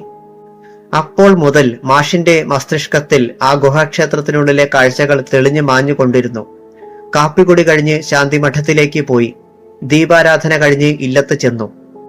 അച്ഛനുമായി പഴങ്കഥകൾ പറഞ്ഞ് സമയം കളഞ്ഞു. സൗമിനി അപ്പോഴും മാഷിന്റെ കൂടെ ചുറ്റിപ്പറ്റി നിന്നു. ഇവൾ മാഷിനോട് വലിയ അടുപ്പമാണല്ലോ, അച്ഛൻ പറഞ്ഞു. അതെ, എന്നെ കണ്ടാൽ പിന്നെ അടുത്തുനിന്ന് മാറില്ല. എനിക്കും അതിഷ്ടമാണ്. അതെ, ആരെങ്കിലും വേണ്ടേ സ്നേഹിക്കാൻ? അത് പറയുമ്പോൾ ആ സ്വരത്തിൽ ദുഃഖത്തിന്റെ നിഴൽ പടർന്നിരുന്നു. ശരിയാണ്, ജീവിതത്തിൽ ആരെങ്കിലും സ്നേഹിക്കാനുണ്ടെങ്കിൽ മാത്രമേ ജീവിതം പരിപൂർണമാകുകയുള്ളൂ. ഇത് പറഞ്ഞു കഴിഞ്ഞ് അകത്തളത്തിലേക്കുള്ള വാതിലിൽ നോക്കുമ്പോൾ ഒരു കരമുണ്ടിന്റെ അറ്റം നീങ്ങുന്നത് കണ്ടു. മാഷിന് ആളെ പിടികിട്ടി. ഇല്ലത്ത് അശ്വതിക്കുട്ടി സെറ്റാണ് ധരിക്കാറുള്ളത്. മാഷിന്റെ ഇല്ലത്ത് സ്നേഹിക്കാൻ ആരൊക്കെയുണ്ട്? അച്ഛൻ തിരുമേനി ചോദിച്ചു. അതൊരു കഥയാ, ശോകകഥ. പഠിക്കുന്ന കാലത്ത് അമ്മ ഈ ലോകം വിട്ടുപോയി. കുറെ നാൾ കഴിഞ്ഞ് അച്ഛനും. പിന്നെ വളർന്നത് അമ്മാവന്റെ കൂടെയാണ്. ഭഗവാൻ സഹായിച്ച് ഒന്നിനും ഒരു കുറവും ഇല്ലായിരുന്നു. എന്നുവെച്ചാൽ സമ്പത്തിന്. എന്താ ഇത്ര കാലമായിട്ടും വേളി കഴിക്കാത്തത്? എന്തോ തരപ്പെട്ടില്ല. എന്താണെന്ന് എനിക്കും അറിഞ്ഞുകൂടാ. ഒരുപാട് സ്ഥലത്ത് ജോലി ചെയ്തു ഇല്ലേ? സ്ഥലം മാറ്റം ഒരു വിനോദമായി തീർന്നിരിക്കുകയാണ് അല്ലേ? ഒരു സ്ഥലത്ത് 2-3 കൊല്ലം ജോലി നോക്കുമ്പോൾ അവിടം മടുക്കും. ഉടനെ സ്ഥലം മാറ്റം വാങ്ങിപ്പോകും. ഇതാണ് പതിവ്. ഇവിടെ എങ്ങനെയാണാവോ? ഇതുവരെ ഒന്നും ചിന്തിച്ചില്ല. വന്നതല്ലേ ഉള്ളൂ. പിടിച്ചു നിർത്താൻ ആരെങ്കിലും ഉണ്ടായാൽ പോവില്ല അല്ലേ? അതൊക്കെ ഇപ്പോഴെങ്ങനെയാ പറയുക? അത് പറഞ്ഞിട്ട് ജനാലയിലേക്ക് അറിയാതെ നോക്കിപ്പോയി. അവിടെ അശ്വതിക്കുട്ടി മാറുന്നത് കണ്ടു. ഈ സൗമിനി മാഷെ വിടുമെന്ന് തോന്നണില്ല, അച്ഛൻ പറഞ്ഞു. ചിലപ്പോൾ എനിക്കും അങ്ങനെ തോന്നിപ്പോണു. കുട്ടിയല്ലേ? അത് പറഞ്ഞപ്പോൾ ആകെയൊരു നെടുവീർപ്പ് പോലെ ശബ്ദം കേട്ടു. സംസാരിച്ച് സമയം പോയതറിഞ്ഞില്ല. അപ്പോഴേക്കും രേവതി അന്തർജനം കഞ്ഞി വിളമ്പിയെന്ന് പറഞ്ഞു. അന്ന് കഞ്ഞി കുടിക്കാൻ സൗമിനിയും കൂട്ടിനുണ്ടായിരുന്നു. അവിടെ നിന്നും ക്ഷേത്രത്തിലേക്ക് പടിചവിട്ടി കയറുമ്പോൾ പിന്നിൽ ആരോ അനുഗമിക്കുന്നുണ്ടെന്ന് തോന്നി. തിരിഞ്ഞു നോക്കി. 2 പേരുണ്ട്. അവർ വിക്രമൻ നമ്പൂതിരി പറഞ്ഞയച്ച ആൾക്കാർ ആയിരുന്നു. 2 പേരും നാട്ടിലെ റൗഡികൾ ആണ്. എന്താ, എന്നെ പിടിക്കാൻ വന്നതാണോ? മാഷ് അങ്ങോട്ട് ചോദിച്ചു. മനസ്സിലാക്കിയത് നന്നായി. ഇനിയിപ്പോൾ തുടങ്ങാമല്ലോ, അവർ പറഞ്ഞു. 2 പേരും ഒന്നിച്ചാണോ അതോ വെവ്വേറെയാണോ? ബാലൻ മാഷ് തിരിഞ്ഞു നിന്നു. ഞങ്ങൾ ഏത് കാര്യവും ഒന്നിച്ചാ നടത്താറുള്ളത്, അവരിൽ ഒരാൾ കൈകൾ ചുരുട്ടിക്കൊണ്ട് പറഞ്ഞു. നിങ്ങളുടെയൊക്കെ ആയുസ് എത്ര കാലം വരെയാണെന്നറിയാമോ? ബാലൻ മാഷ് ചോദിച്ചു. മാഷിന് ഇന്നൂടെയുള്ളൂ, അതിനാ പറഞ്ഞയച്ചത്. നോക്കി നിൽക്കാതെ വലിച്ചലക്കട. 2 പേരും അടുത്തേക്ക് വന്നു. എന്നാ തുടങ്ങാം. ബാലൻ മാഷ് ഒറ്റക്കുതിപ്പിന് അവരുടെ അടുത്തെത്തി. 2 പേരുടെയും കഴുത്തിനെ പിടിച്ചു പൊക്കി. അവർ രണ്ടും ശിശുക്കളെപ്പോലെ തറയിൽ നിന്നുയർന്ന് പൊങ്ങി. നിന്ന നിൽപ്പിൽ ബാലൻ മാഷ് ഒന്ന് കറങ്ങി. അതിനുശേഷം കൈകൾ വീശി അവരെ മുകളിലേക്ക് വലിച്ചെറിഞ്ഞു. 2 വാവലുകളെപ്പോലെ ഉയർന്ന് താഴേക്ക് പോകുന്നത് പോലെ അന്തരീക്ഷത്തിൽ കൂടി അവർ പാഞ്ഞു. ഒടുവിൽ ശക്തമായി ഒഴുകുന്ന പുഴയിൽ ചെന്ന് വീണു. പാറക്കല്ലുകളിൽ തട്ടിയും മുട്ടിയും ഒഴുകിയ അവർ പിന്നീട് നിശ്ചലമായി കയത്തിൽ ചെന്ന് വീഴുകയാണ് ചെയ്തത്. അതിനുശേഷം ഒന്നും സംഭവിക്കാത്ത മട്ടിൽ മാഷ് നടന്നു കയറി മുകളിലെത്തി. തിടപ്പള്ളിക്ക് അടുത്തുള്ള ശാന്തിമഠത്തിലേക്ക് ചെന്നു. അർദ്ധരാത്രി കഴിഞ്ഞു. ദേവദത്ത, പഞ്ചമി പഴയതുപോലെ വന്ന് വിളിച്ചു. ആഹാ, പഞ്ചമി വന്നോ? മാഷ് ഇറങ്ങിച്ചെന്നു. അവർ ആൽച്ചുവട്ടിൽ ഇരുന്നു. ഇന്ന് പുതിയ വിശേഷങ്ങൾ വല്ലതും ഉണ്ടോ? പഞ്ചമി തിരക്കി. ഇന്ന് ഞാൻ 2 പേരെ പുഴയിലേക്ക് വലിച്ചെറിഞ്ഞു. അത്രടം വരെ വളർന്നു? പഞ്ചമി ചോദിച്ചു. ഇല്ല, ഞാൻ നിന്ന നിൽപ്പിൽ നിന്ന് എറിഞ്ഞതേയുള്ളൂ. അത്ഭുതങ്ങൾ ഒന്നും കാണിച്ചില്ല. പിന്നെ എന്തുണ്ട് പുതിയ സംഭവം? അതാണ് എനിക്കറിയാനുള്ളത്. ഇന്ന് പകൽ ഞാനും അശ്വതിക്കുട്ടിയും പുഴക്കരയിൽ പോയിരുന്നു. അപ്പോൾ ഒരു സംഭവം ഉണ്ടായി. അതെന്താണ്? കുറെ താമരപ്പൂക്കൾ കിഴക്കുനിന്നും ഒഴുകി വന്നു. അത് ഏതെങ്കിലും ഗുഹാക്ഷേത്രത്തിൽ നിന്നായിരിക്കും എന്ന് കരുതി. അതെ, അത് ഗുഹാക്ഷേത്രത്തിൽ നിന്ന് തന്നെയാണ്. നമ്മൾ അവിടെ പോയിട്ടുണ്ട്. നമ്മളോ? അതെന്ന് ഞാൻ ഓർക്കുന്നില്ലല്ലോ. നല്ല കാര്യമായി. ദേവദത്തന് മറവി കൂടുതലാണ്. ഗുഹാക്ഷേത്രത്തിനുള്ളിൽ ദുർഗയാണ് ദേവി. അത് സ്വയംഭൂവാണ്. പിന്നെ 2 സാലഭഞ്ജികമാർ ഇരുവശത്തും. അവരെ കണ്ടാൽ എന്നെ പോലെ ഇരിക്കും. അതെന്താ കൃത്യമായി പറഞ്ഞത്? എന്നെ നിർത്തിക്കൊണ്ടല്ലേ നിങ്ങൾ ആ ശിലകൾ കൊത്തിയത്? സംശയമുണ്ടെങ്കിൽ നമുക്കൊന്ന് പോയി നോക്കാം. ഇപ്പോഴോ? അതെ, പകൽ എനിക്ക് വരാൻ കഴിയുമോ? ബാലൻ മാഷിന് ആ ഗുഹാക്ഷേത്രം കണ്ടാൽ കൊള്ളാമെന്ന് മോഹമുണ്ടായി. ദേവദത്തന് വരാൻ പേടിയുണ്ടോ? കൊള്ളാം. എനിക്കോ? ഈ രാത്രിയിൽ എങ്ങനെയാ അതിനുള്ളിലുള്ള കാഴ്ചകൾ കാണുന്നത്? അതിന് വഴിയുണ്ട്. അവിടെ മുകൾ ഭാഗത്ത് ഒരു വിള്ളൽ ഉണ്ട്. മഴ പെയ്താൽ വെള്ളം അകത്ത് വീഴും. ഇന്ന് നല്ല നിലാവെളിച്ചം ഉണ്ടല്ലോ, അതുകൊണ്ട് അകം കാണാം. എങ്കിൽ അങ്ങനെ പൊയ്ക്കളയാം. ബാലൻ മാഷ് സമ്മതിച്ചു. രണ്ടാളും പടിക്കെട്ടുകൾ ഇറങ്ങി വലതുവശത്തേക്ക് നടന്ന് പുഴക്കരയിൽ എത്തിച്ചേർന്നു. നിലാവിന്റെ പ്രകാശം അവിടെയെല്ലാം പകൽ വെളിച്ചം തൂകിയിരുന്നു. അതുകൊണ്ട് കല്ലുകളിൽ ചവിട്ടിപ്പോകാൻ അവർക്ക് വിഷമമുണ്ടായില്ല. അവിടെ നിന്നും കല്ലുകളിൽ ചവിട്ടി ഗുഹാക്ഷേത്രത്തിലേക്ക് നടന്നു. പഞ്ചമിയെ സംബന്ധിച്ചിടത്തോളം ആ യാത്ര വിഷമകരമായിരുന്നില്ല. എന്നാൽ ബാലൻ മാഷിനെ സംബന്ധിച്ചിടത്തോളം അല്പം ബുദ്ധിമുട്ട് തോന്നി. എന്റെ കയ്യിൽ പിടിച്ചോളൂ. പഞ്ചമി കൈനീട്ടി. ബാലൻ മാഷ് അവളുടെ കയ്യിൽ പിടിച്ചു. അപ്പോൾ മാഷിന് ഒരു പുതുജീവൻ കൈവന്നതുപോലെ തോന്നി. താൻ കഴിഞ്ഞ ജന്മത്തിലെ ദേവദത്തനായി തീർന്നതുപോലെ ഒരു തോന്നൽ ഉണ്ടായി. അങ്ങനെ പൊന്തിനിന്ന കല്ലുകളിൽ ചവിട്ടി അവർ ഗുഹാക്ഷേത്രത്തിന്റെ മുന്നിലെത്തി. അതിനകത്തേക്ക് നോക്കിയപ്പോൾ അങ്ങ് അല്പം അകലെയായി പ്രകാശം കണ്ടു. ആ പ്രകാശം മുകളിലുള്ള വിള്ളലിൽ കൂടി കടന്നു വരുന്ന നിലാവെളിച്ചമായിരുന്നു. എന്നാൽ അതുകൂടാതെ 2-3 പ്രകാശകിരണങ്ങൾ അവർ കണ്ടു. അതിന് നീലനിറം കലർന്നിരുന്നു. അതെന്തായിരിക്കും? മാഷ് ചിന്തിച്ചു. അവർ ഗുഹയിൽ കയറി മുന്നോട്ട് നടന്നു. അടുത്തു ചെന്നപ്പോൾ കാര്യം മനസ്സിലായി. ആ പ്രകാശം വന്നത് 3 ദിശകളിൽ ഇരുന്ന ഘോര സർപ്പങ്ങളുടെ ഭണത്തിന് മുകളിലുള്ള നാഗമാണിക്യങ്ങളിൽ നിന്നായിരുന്നു. ദേവിയുടെ രൂപം, പഞ്ചമി പതുക്കെ പറഞ്ഞു. ബാലൻ മാഷ് ആ ദേവീശിലയിലേക്ക് നോക്കി. ഇത് സ്വയംഭൂവാണ്, മാഷ് പറഞ്ഞു. ഇരുവശങ്ങളിലുമുള്ള സാലഭഞ്ജികകളോ? പഞ്ചമി ചോദിച്ചു. അത് ഏതോ ഒരു ശില്പി കൊത്തിയതാണ്. ആ ശില്പിയുടെ പേര് പറയാമോ? അത് ഞാനെങ്ങനെയാ അറിയുക? ഞാൻ പറയാം. ദേവദത്തൻ. തീർന്നില്ല. ആ രൂപങ്ങളിലും എന്നിലും മാറി മാറി നോക്കിക്കേ. എന്ത് മറുപടി കൊടുക്കണമെന്നറിയാതെ ബാലൻ മാഷ് പകച്ചു നിന്നു. നോക്ക്, എന്നിട്ട് പറയൂ, പഞ്ചമി നിർബന്ധിച്ചു. പഞ്ചമിയുടെ നിർബന്ധപ്രകാരം മാഷ് പഞ്ചമിയിലും സാലഭഞ്ജികകളിലും നോക്കി. പഞ്ചമിയെപ്പോലെ ഇരിക്കുന്നു. ഒടുവിൽ ബാലൻ മാഷ് സമ്മതിച്ചു. അതാര് ശിലാരൂപമാക്കിയതെന്ന് പറയാമോ? അറിയില്ല. എന്നാൽ ഞാൻ പറയാം. ദേവദത്തൻ എന്ന ശില്പി, അതായത് ഈ നിൽക്കുന്ന ആൾ. ബാലൻ മാഷിന് അത് വിശ്വസിക്കുവാൻ കഴിഞ്ഞില്ല. എത്ര ദിനരാത്രങ്ങൾ ഞാൻ ഇതിനു വേണ്ടി ചെലവഴിച്ചിട്ടുണ്ടെന്ന് അറിയാമോ? പഞ്ചമി ബാലൻ മാഷിന്റെ അടുത്തേക്ക് നീങ്ങി നിന്നുകൊണ്ട് പറഞ്ഞു. ഇലഞ്ഞിപ്പൂവിന്റെ സുഗന്ധമായിരുന്നു അവൾക്ക്. ഈ പൂക്കൾ ആരാണ് കൊണ്ടുവന്നത്? ഞാൻ പറഞ്ഞില്ലേ, ഇതിനു മുകളിൽ ഒരു കുളമുണ്ട്. അത് നിറയെ താമരപ്പൂക്കളാണ്. മലയിൽ വസിക്കുന്നവർ ഇവിടെ വന്ന് പൂജ കഴിക്കും. കടന്നുപോയ ജന്മത്തിലെ സംഭവങ്ങൾ കേട്ട് ബാലൻ മാഷ് അത്ഭുതപ്പെട്ടു. വരൂ, നമുക്ക് പോകാം. സമയം ഏറെയായി. ഗന്ധർവയാമം തീരാറായി. അവർ തിരികെ നടന്നു. ഗുഹയുടെ വെളിയിൽ വന്നു. നിലാവ് അപ്പോഴും വെളിച്ചം വിതറിക്കൊണ്ടിരുന്നു. അന്ന് രാത്രി ഒരു സ്വപ്നത്തിലെന്നതുപോലെ ബാലൻ മാഷ് കിടന്നുറങ്ങി. ഈ മനുഷ്യജീവിതത്തിൽ ഇങ്ങനെയൊരു സ്ഥലത്ത് വന്ന് ചേരുമെന്ന് ഒരിക്കൽ പോലും ചിന്തിച്ചിരുന്നില്ല. രാവിലെ കുളിച്ച് നിർമാല്യ പൂജയ്ക്ക് പോയി. അന്നും വളരെ ഭക്തജനങ്ങൾ നിർമാല്യം തൊഴാൻ വന്നിരുന്നു. അടുത്തു നടന്ന ഉത്സവാഘോഷങ്ങൾക്ക് ശേഷം നാട്ടുകാർക്ക് ക്ഷേത്രത്തോട് ഭക്തി വർദ്ധിച്ചു വന്നിരുന്നു. അശ്വതിക്കുട്ടിയും സൗമിനിയും കാവിൽ വന്നിരുന്നു. പൂജ കഴിഞ്ഞ് അവർ ബാലൻ മാഷിനൊപ്പം ഒന്നിച്ചാണ് ഇല്ലത്തേക്ക് പോയത്. അവർ പോകുന്നത് പലരും നോക്കി നിന്നു. ശാന്തിക്കാരൻ തിരികെ വന്നോ? ഒരു സ്ത്രീ അടുത്തുനിന്ന സ്നേഹിതയോട് ചോദിച്ചു. ഇല്ല ചന്ദ്രേ, അത് സ്കൂളിൽ വന്ന പുതിയ മാഷ, അങ്ങ് വടക്കുള്ള ഒരില്ലത്തെയാണ് പോലും. രണ്ടാളെയും കണ്ടാൽ ഒരുപോലിരിക്കുന്നു, ചന്ദ്രമതി പറഞ്ഞു. ഇല്ലത്ത് ചെന്നപ്പോൾ രേവതി അന്തർജനം കാപ്പിയും പലഹാരവും തയ്യാറാക്കി വെച്ചിരുന്നു. ബാലൻ മാഷ് അവിടെ ആഹാരം കഴിക്കാൻ വന്നതോടുകൂടി അതുവരെ നിശബ്ദമായി കിടന്ന ഇല്ലം ഉണർന്നു കഴിഞ്ഞിരുന്നു.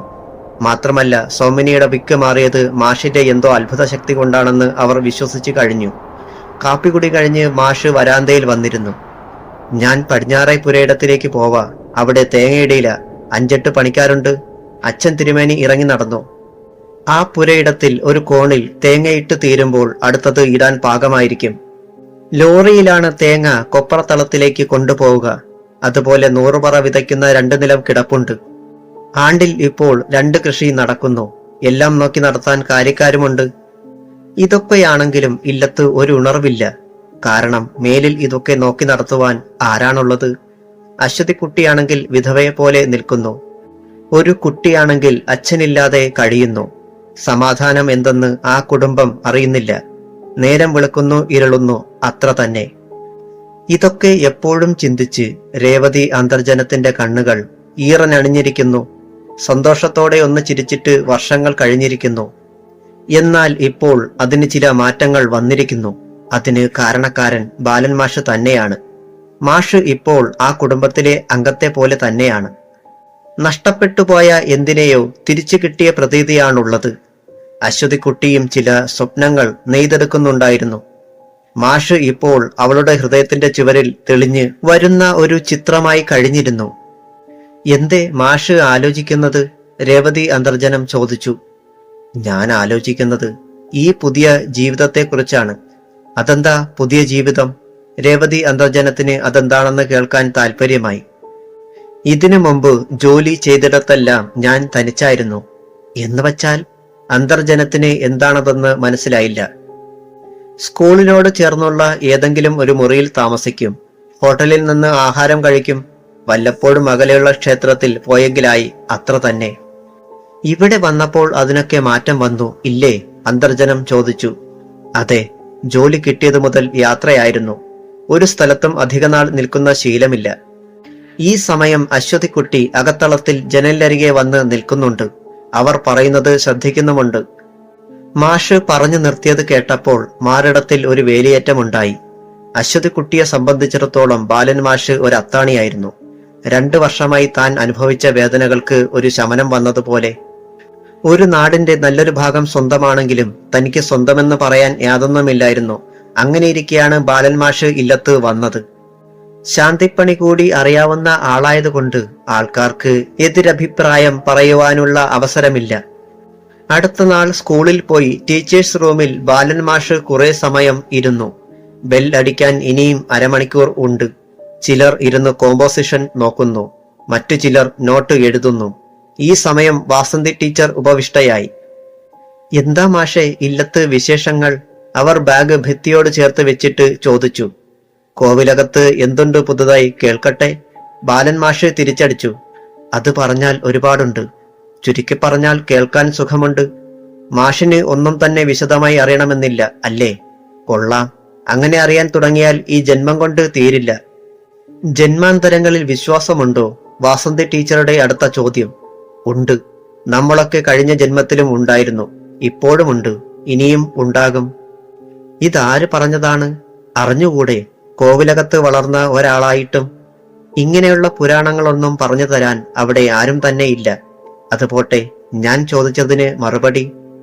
അതോ, ഭഗവാൻ ശ്രീകൃഷ്ണൻ ഭാരതയുദ്ധത്തിൽ പാർത്ഥനോട് പറഞ്ഞതാണ്. എന്തിന്?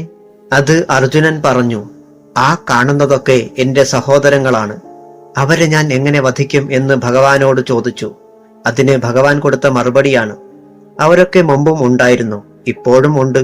ഇപ്പോൾ നിനക്ക് ചെയ്യേണ്ട ജോലി അവരെ അടുത്ത ജന്മത്തിലേക്ക് അയക്കുക എന്നതാണ്. ഹോ, ഈ മാഷിന് അറിഞ്ഞുകൂടാത്ത കാര്യങ്ങളില്ല. ഒരു അവധി ദിവസം കോവിലകത്തേക്ക് ഒന്ന് വരാമോ? അച്ഛന് ഇങ്ങനെയുള്ള സംഭവങ്ങളൊക്കെ കേൾക്കാൻ എന്തിഷ്ടമാണെന്നോ? അതുപോട്ടെ, ഞാനൊന്ന് ചോദിക്കട്ടെ? എനിക്ക് മനസ്സിലായി, എന്റെ വേളിക്കാര്യമല്ലേ. അതെങ്ങനെ ഊഹിച്ചെടുത്തു? കാരണം ടീച്ചറെ സംബന്ധിച്ചിടത്തോളം വിവാഹപ്രായം കഴിഞ്ഞിരിക്കുന്നു. ഇപ്പോൾ 29 കഴിഞ്ഞില്ലേ? ഇത് കൊള്ളാമല്ലോ. ജ്യോത്സ്യം അറിയാമോ? കുറെയൊക്കെ പഠിച്ചിട്ടുണ്ട്. എങ്കിൽ ആ പറഞ്ഞത് വളരെ ശരിയാണ്. എനിക്ക് അടുത്ത മീനത്തിൽ 30 കയറും. എന്താ ഇങ്ങനെ നിൽക്കാനുള്ള കാരണം? ബാലൻ മാഷ് ചോദിച്ചു. അത് പറഞ്ഞാൽ രസമാണ്. ഈ പ്രായത്തിനിടെ 7 വിവാഹാലോചനകൾ വന്നു. എന്നിട്ട് വന്നതൊക്കെ രാജ്യം ഭരിച്ചിരുന്ന രാജാക്കന്മാരുടെ മക്കളായിരുന്നു.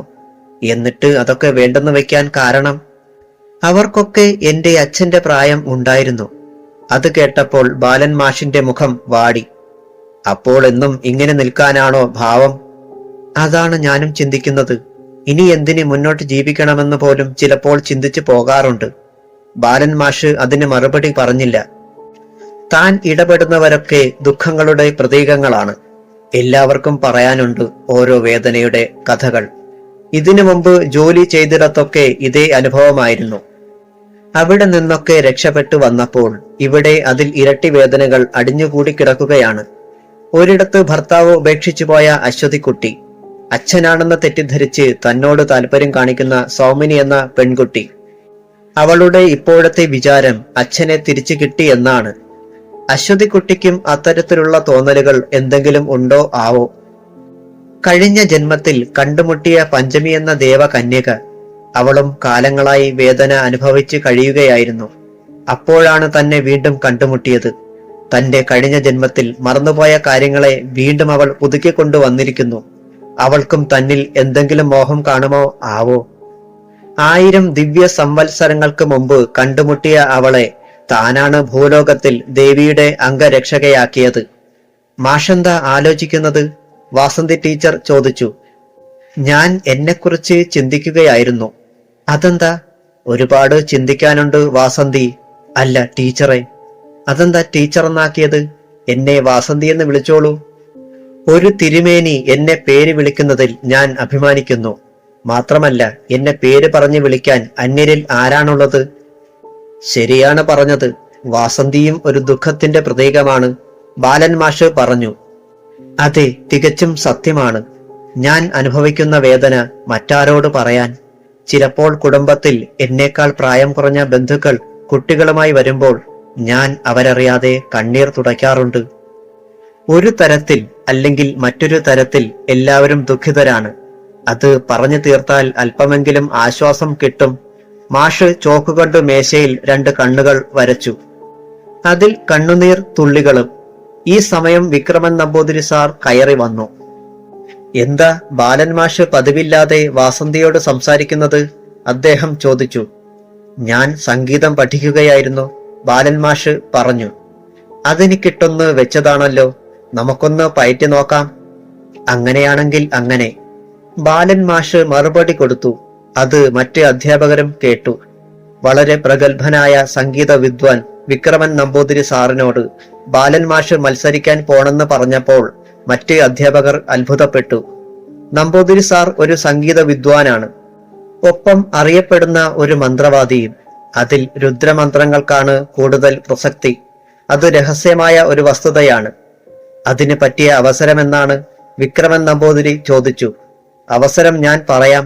കോവിലകം സാർ അത് പറഞ്ഞപ്പോൾ എല്ലാവരുടെയും ശ്രദ്ധ അങ്ങോട്ടായി.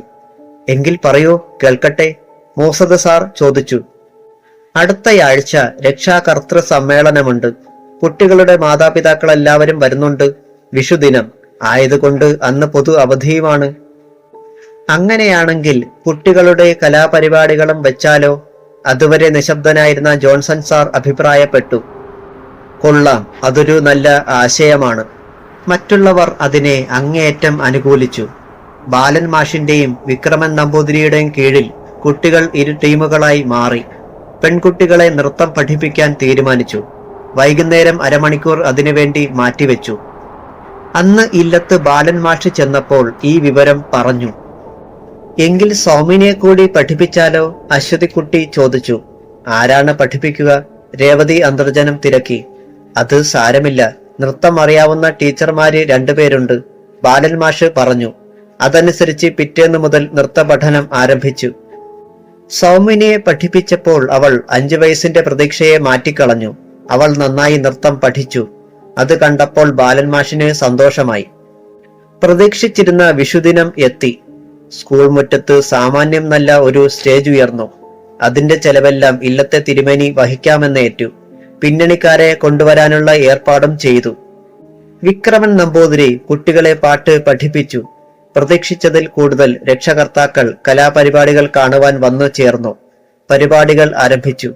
ആദ്യം കഥാപ്രസംഗം ആയിരുന്നു. ആൺകുട്ടിയാണ് അവതരിപ്പിച്ചത്. അതിനുശേഷം പെൺകുട്ടികളുടെ നൃത്ത പരിപാടികൾ ആയിരുന്നു. അവസാനമായി നൃത്തം ചെയ്തത് സൗമിനിയായിരുന്നു. 5 വയസ്സുകാരിയായ സൗമിനിയുടെ നൃത്തം കണ്ട് കാണികൾ അത്ഭുതപ്പെട്ടു. അത്രമാത്രം ഗംഭീരമായിരുന്നു ആ നൃത്തം. ബാലൻമാഷ് ഓടക്കുഴൽ വായിച്ചു. ആ ശബ്ദം കേട്ട് അകലങ്ങളിലുള്ള പക്ഷിപ്പറവ ജാതികൾ പറന്നെത്തി വൃക്ഷക്കൊമ്പുകളിലിരുന്ന് താളാത്മകമായി ചിലച്ചു. അതിൽ ഏറ്റവും കൂടുതൽ ആളുകളെ ആകർഷിച്ചത് പടിഞ്ഞാറു നിന്ന് വന്ന കുളിർക്കാറ്റായിരുന്നു. ആ കാറ്റിൽ എങ്ങു നിന്നോ ധാരാളം ഇലഞ്ഞിപ്പൂക്കൾ പറന്നു വന്നു കാണികളുടെ മേൽ പതിച്ചു. കൂടാതെ അകലെ എവിടെയോ ഉള്ള പാലയിൽ നിന്നും പൂക്കളുടെ സുഗന്ധം അവിടെയെല്ലാം വ്യാപിച്ചു. ആളുകൾ ചുറ്റും നോക്കി. ഉണങ്ങി വരണ്ട് കുറെ നാളുകളായി കിടന്നിരുന്ന ആ പ്രദേശത്ത് കാലങ്ങൾ കൂടിയാണ് അത്തരത്തിൽ കുളിർക്കാറ്റ് വീശുന്നത്. ഒടുവിൽ നൃത്തം അവസാനിച്ചു. സൗമിനിയുടെ നൃത്തം കണ്ട് അശ്വതിക്കുട്ടിയും അമ്മ രേവതി അന്തർജനവും അച്ഛൻ തിരുമേനിയും അത്ഭുതം കൊണ്ട് എന്തു ചെയ്യണമെന്നറിയാതെ വീർപ്പുമുട്ടി.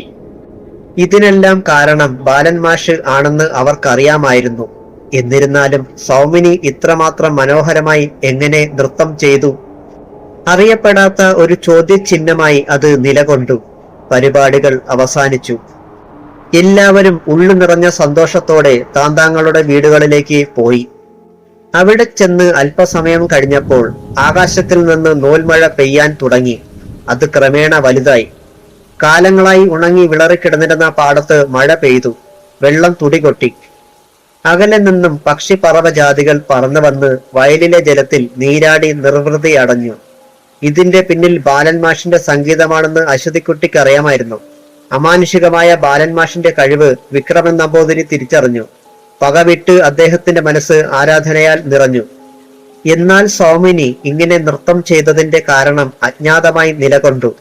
സന്ധ്യയായി. മഴ നിന്നു.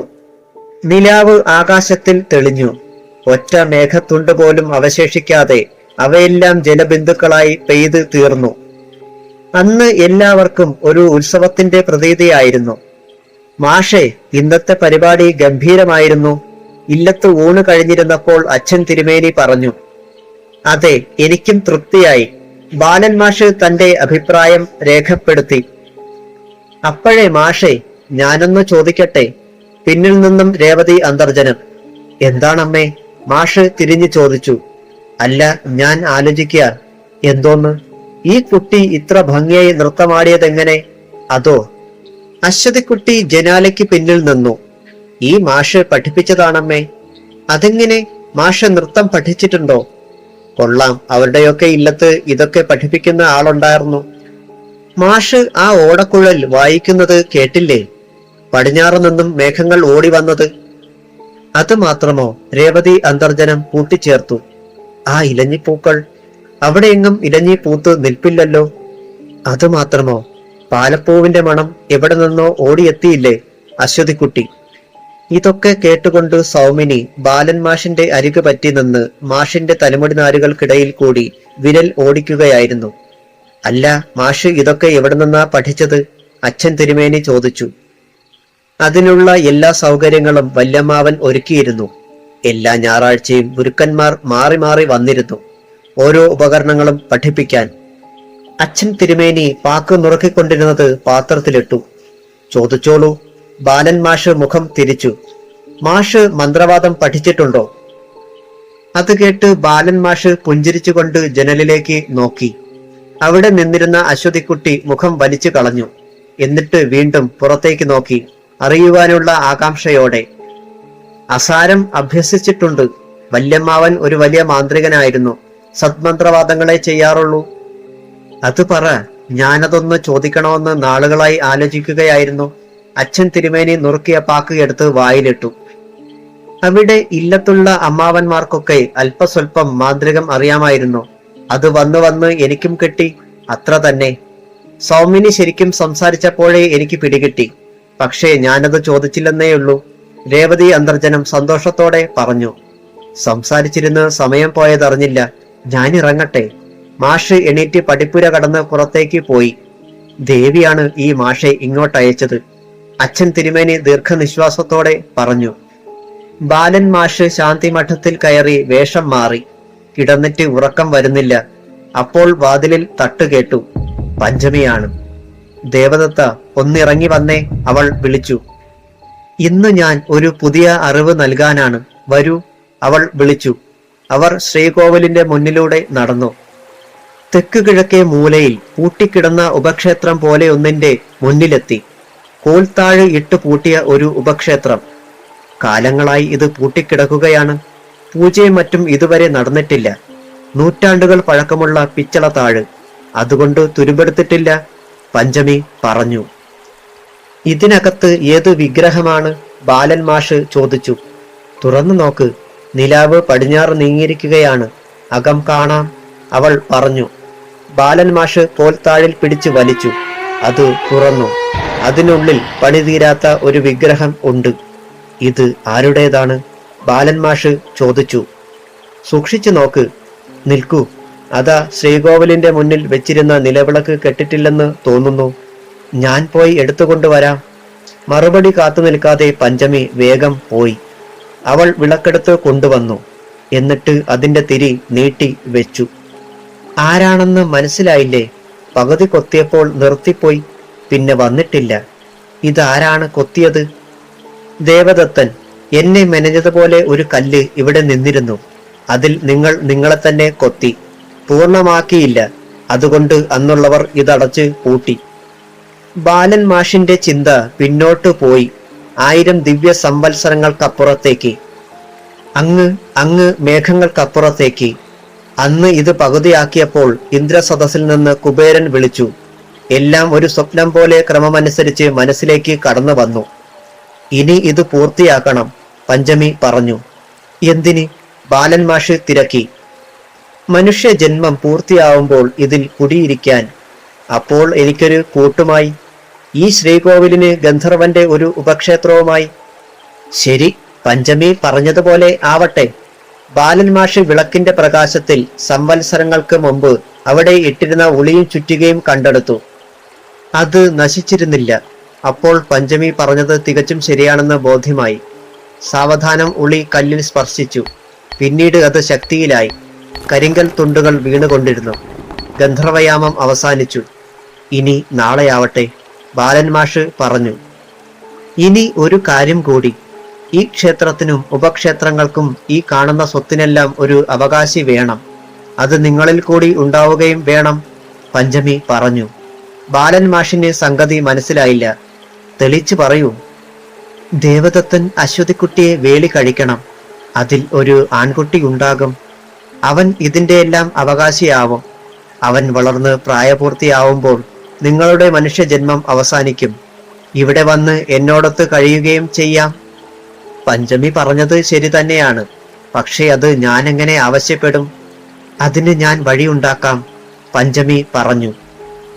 അതിനുശേഷം അവൾ ഉപക്ഷേത്രത്തിലേക്ക് പോയി. ബാലൻ മാഷ് ശാന്തിമഠത്തിലേക്കും. ഒരാഴ്ച കഴിഞ്ഞു. ദേവദത്തന്റെ ശില പൂർത്തിയായി. അതാരും അറിഞ്ഞതേയില്ല. ഒരു ദിവസം ഉച്ചഭക്ഷണം കഴിഞ്ഞ് അച്ഛൻ തിരുമേനിയും ബാലൻ മാഷും പതിവ് പോലെ വരാന്തയിൽ ഇരുന്ന് സംസാരിച്ചു. അപ്പോൾ സൗമിനി അവരുടെ മധ്യത്തിൽ വന്നിരുന്നു. ഈ സമയം രേവതി അന്തർജനം അകത്തുള്ള വാതിലിന് അടുത്ത് നിന്നിരുന്നു. അശ്വതിക്കുട്ടി ജനാലയോട് ചേർന്നിരുന്നു. ഞാൻ ഒരു കാര്യം പറയാം, കേൾക്കണം, അതുപോലെ ചെയ്യണം, തിരുമേനി പറഞ്ഞു. എന്താണ്? കേൾക്കട്ടെ. മാഷ് അശ്വതിക്കുട്ടിയെ വേളി കഴിക്കണം. ഞങ്ങളത് തീരുമാനിച്ചുറച്ചു കഴിഞ്ഞു. എന്തു പറയുന്നു? ഞാൻ സമ്മതിച്ചിരിക്കുന്നു, മാഷ് പെട്ടെന്ന് മറുപടി കൊടുത്തു. ഈ സമയം അശ്വതിക്കുട്ടിയുടെ ഹൃദയം തുടികൊട്ടി. ആർഭാടപൂർണമായി ആ വേളി നടന്നു. വിക്രമൻ നമ്പൂതിരി എല്ലാറ്റിനു മുന്നിൽ നിന്ന് കാര്യങ്ങൾ നടത്തി. മാസങ്ങൾ കഴിഞ്ഞു. അശ്വതിക്കുട്ടി ഒരു ആൺകുട്ടിയെ പ്രസവിച്ചു. അവൻ വളർന്നു വന്നു. കാലങ്ങൾ പൊയ്ക്കൊണ്ടിരുന്നു. പഞ്ചമി ഓരോ ഗന്ധർവയാമത്തിലും ദേവദത്തനെ പ്രതീക്ഷിച്ചിരുന്നു. കഥ അവസാനിച്ചു. കഥ ഇഷ്ടമായെങ്കിൽ എല്ലാവരും ലൈക്കും ഷെയറും സബ്സ്ക്രൈബും ചെയ്യാൻ മറക്കല്ലേ. എന്റെ മറ്റ് കഥകൾ കേൾക്കാൻ ചാനൽ സന്ദർശിക്കൂ. ഇതുപോലെ ത്രില്ലിംഗ് ആയിട്ടുള്ള ഒരുപാട് കഥകളുണ്ട് കേട്ടോ. എല്ലാവരുടെ സപ്പോർട്ടും എപ്പോഴും വേണം കേട്ടോ. അപ്പോൾ എന്റെ ഹൃദയം നിറഞ്ഞ നന്ദി. ഞാൻ മിഥുൻ. Thank you.